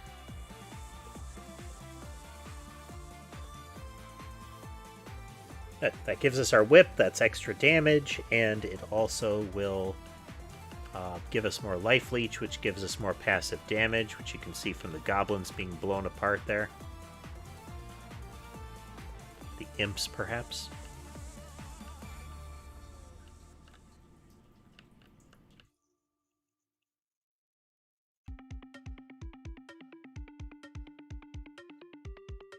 Duplicator.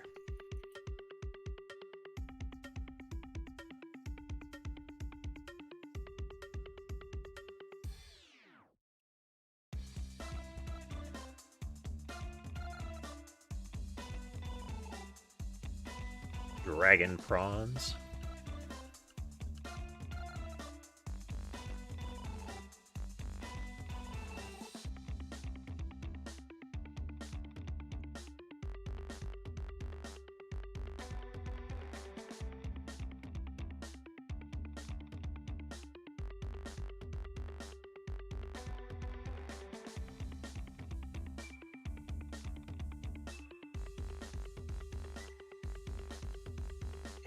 What do we got for Arcanas?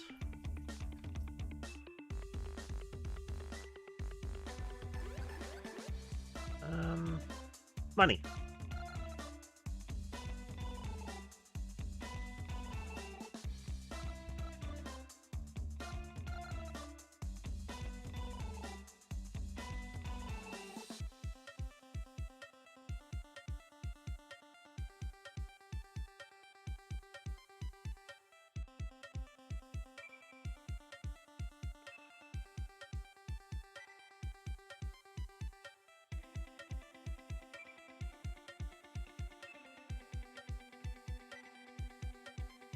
Holy water, that's ready to upgrade now.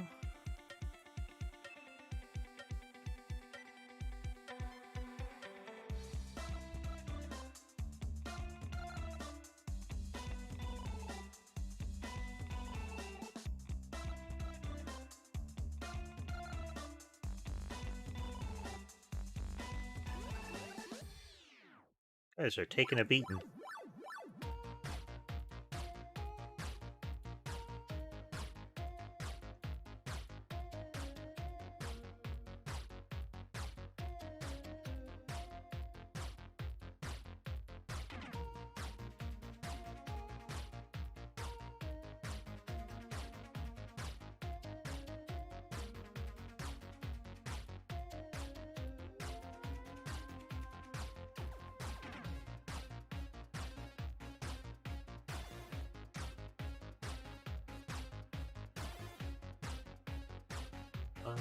Take the attract orb, keep our levels flowing steadily here.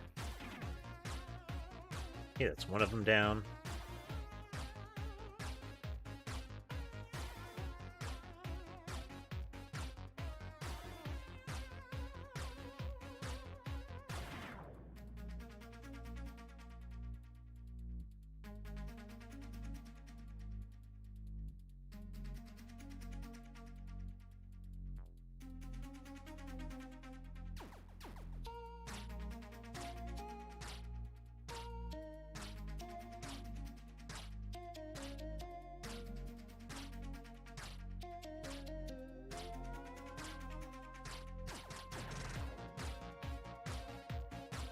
So this character is already very fast, and the upgrade item for the Shadow Pinion there is the wings,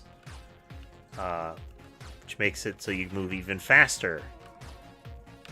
And as has been discussed in previous playthroughs of this, this kind of game, speed isn't always good.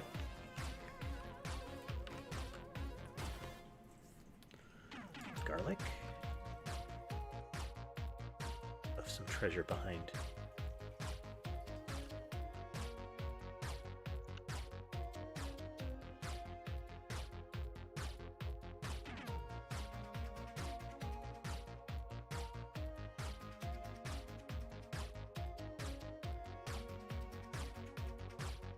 Really can't afford to not have all the upgrades we can hold here.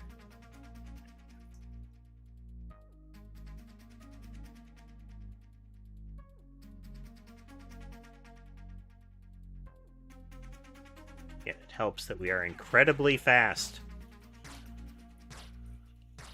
Like, for once, I should say, it helps that we are incredibly fast.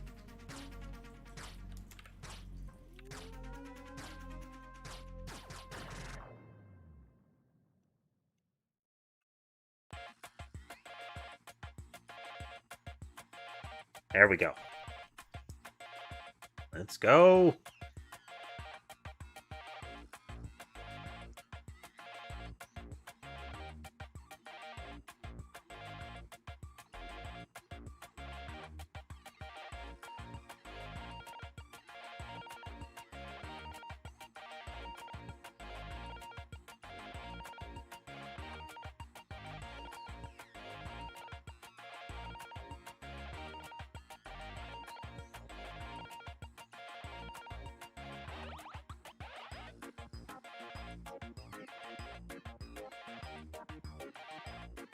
Look at it melt them.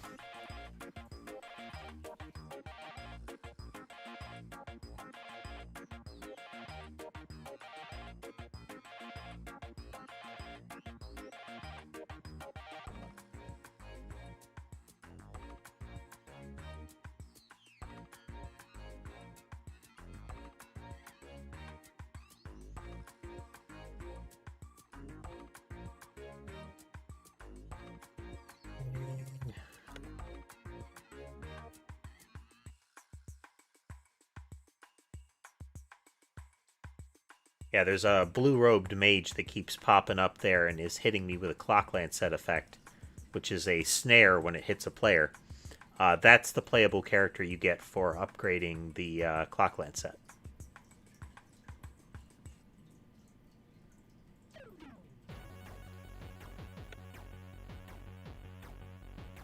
The death field from the Heart Stealer there is hitting the top of the screen already.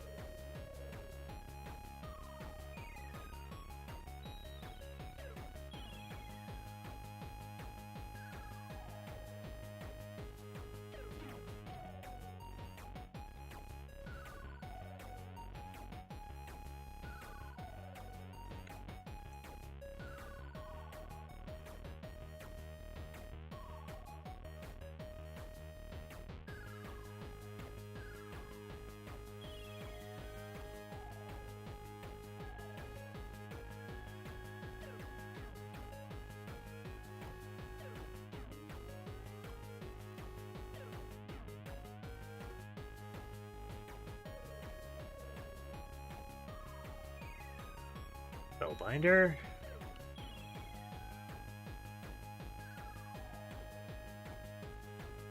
See, as we go further down the tower, things tend to get darker, and you see more of the little, like, runes hovering on the side there.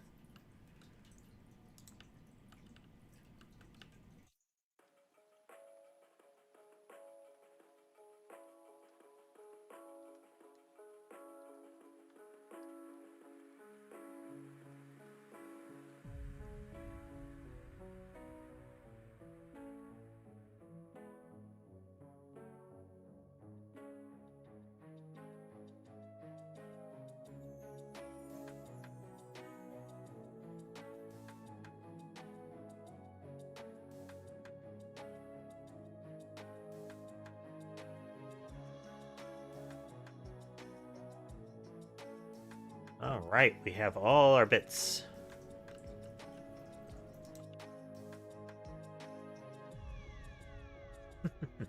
What kind of smoothie, Lunar? Just the meal replacement variety or the more focused on deliciousness variety?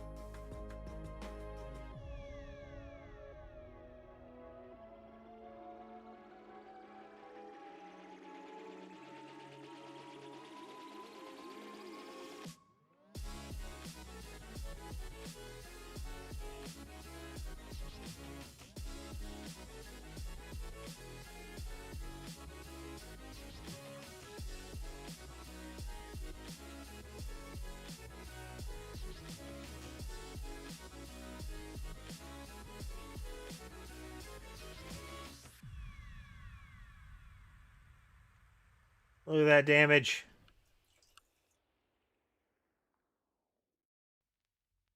Look at it. Oh, wow.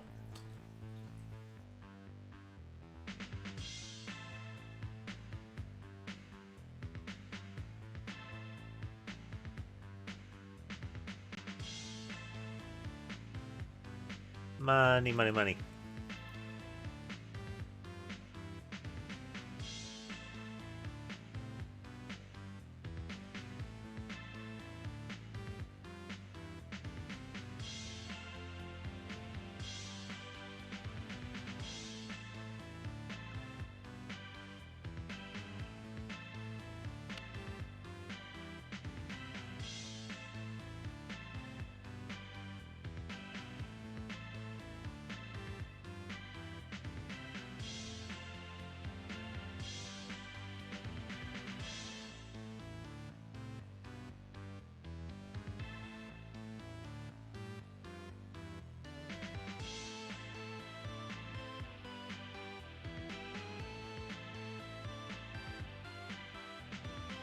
That is... Are we gonna make it? 10k gold! 10k gold from a frenzy. Or a fever, gold fever. Very nice.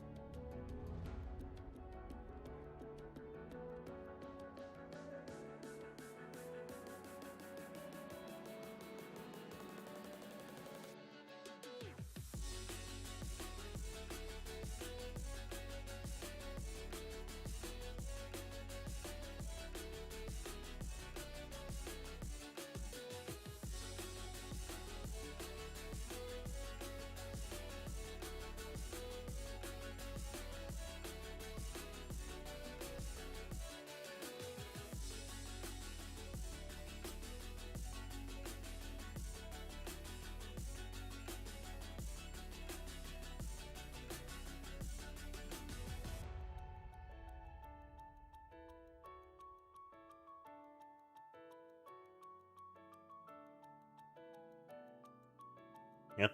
Health begets damage, damage begets kills, kills beget money. Money begets health.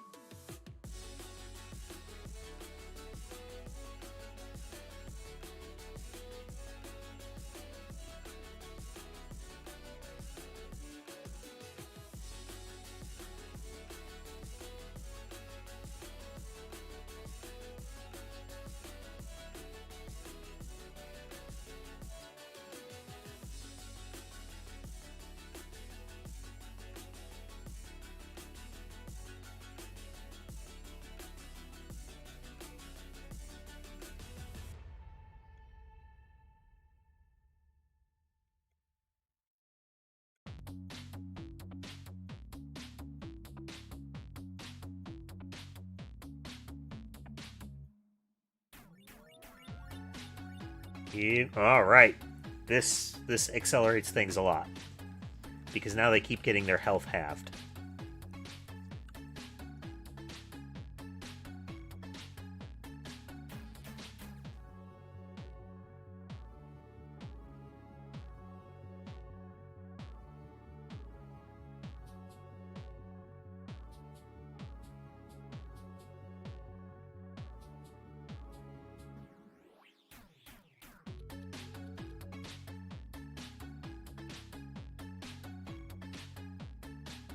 Thousand's not bad, all things considered there.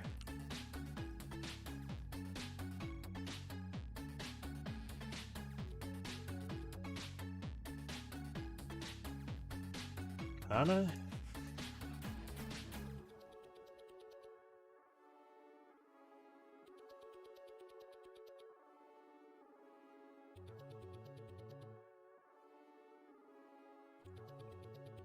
AoE of the whip is pretty much the whole screen.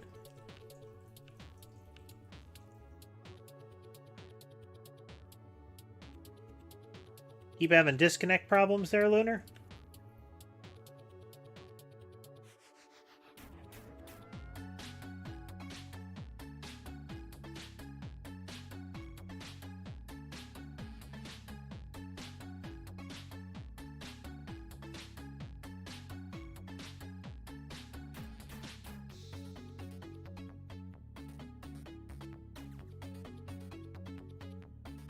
Just standing in this horrible sunspot of doom here.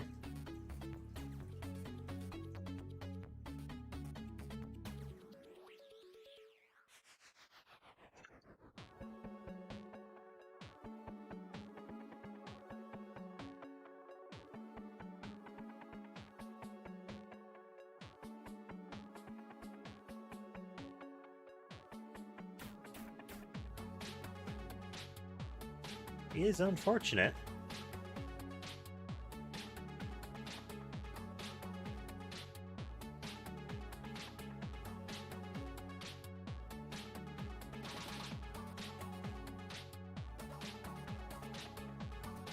There goes the giant enemy crab, which is worth an achievement normally, which I already have.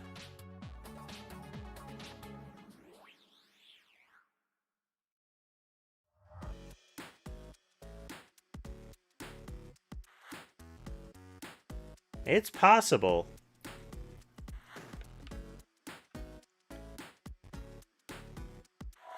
I mean, for me, Twitch would essentially have been unusable up until, like, moments before I had already... Well, just after I'd really already started the YouTube stream. And I didn't want to risk it.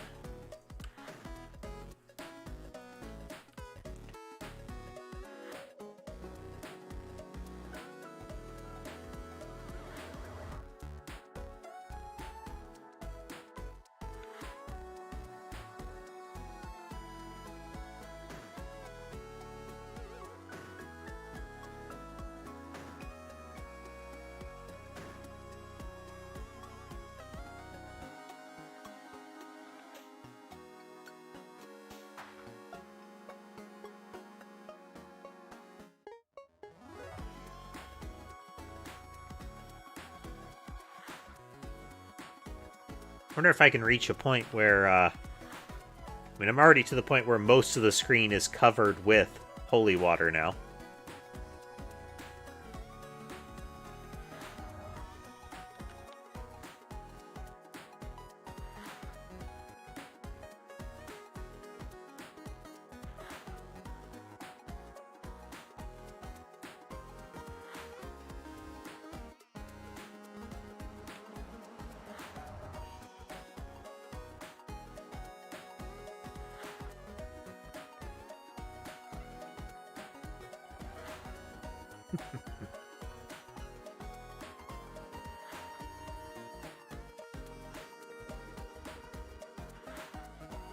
Even those snakes really can't cross the line.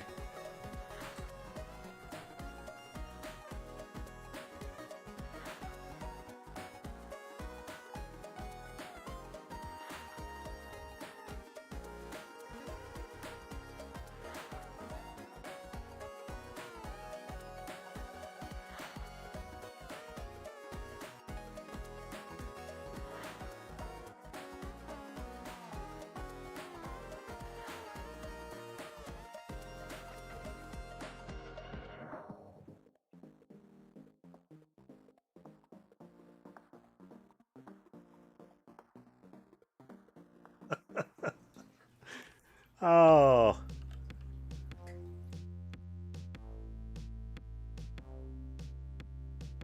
This is like a double curse effect in place, but I'm still just chewing them apart.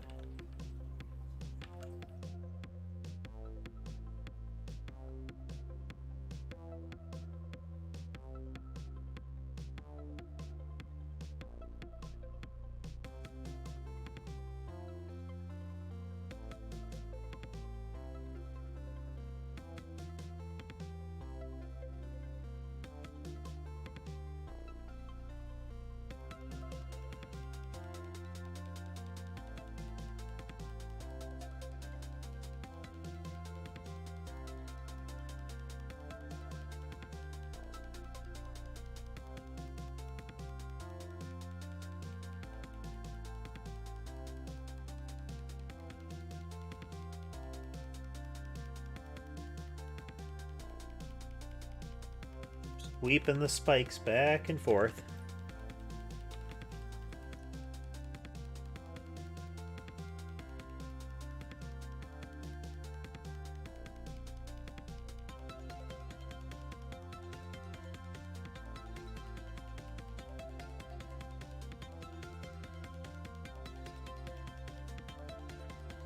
This is the part that normally gets pretty terrifying because these the dragon prawns are very large and tend to jostle each other closer and closer.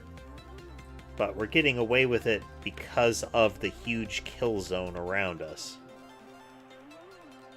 And if one of them jostles us, it actually manages to push towards us and hits us, they all get thrown back at the edge of the death field, which is convenient for us.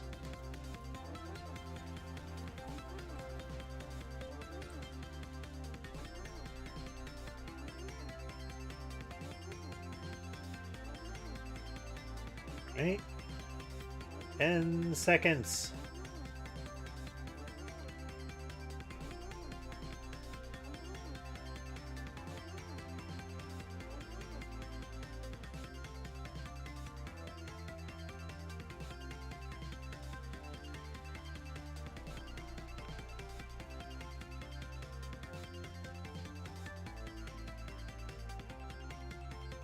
Yeah, you see those exclamation points are like bomber targets against us here.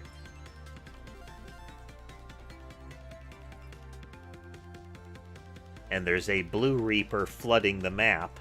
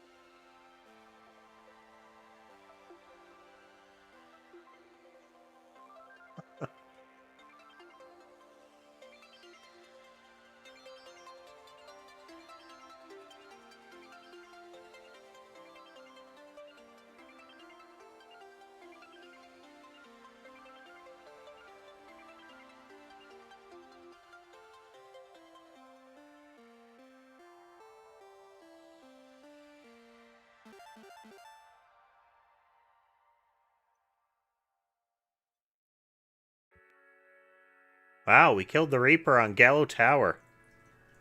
Very nice. Pain in the butt.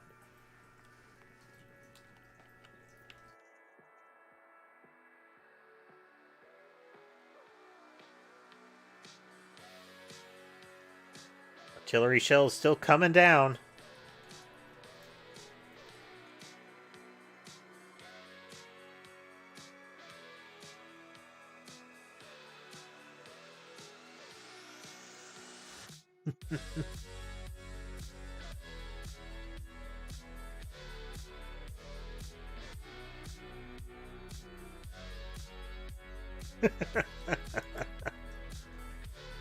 Out of bounds. I don't know what that one ends up doing.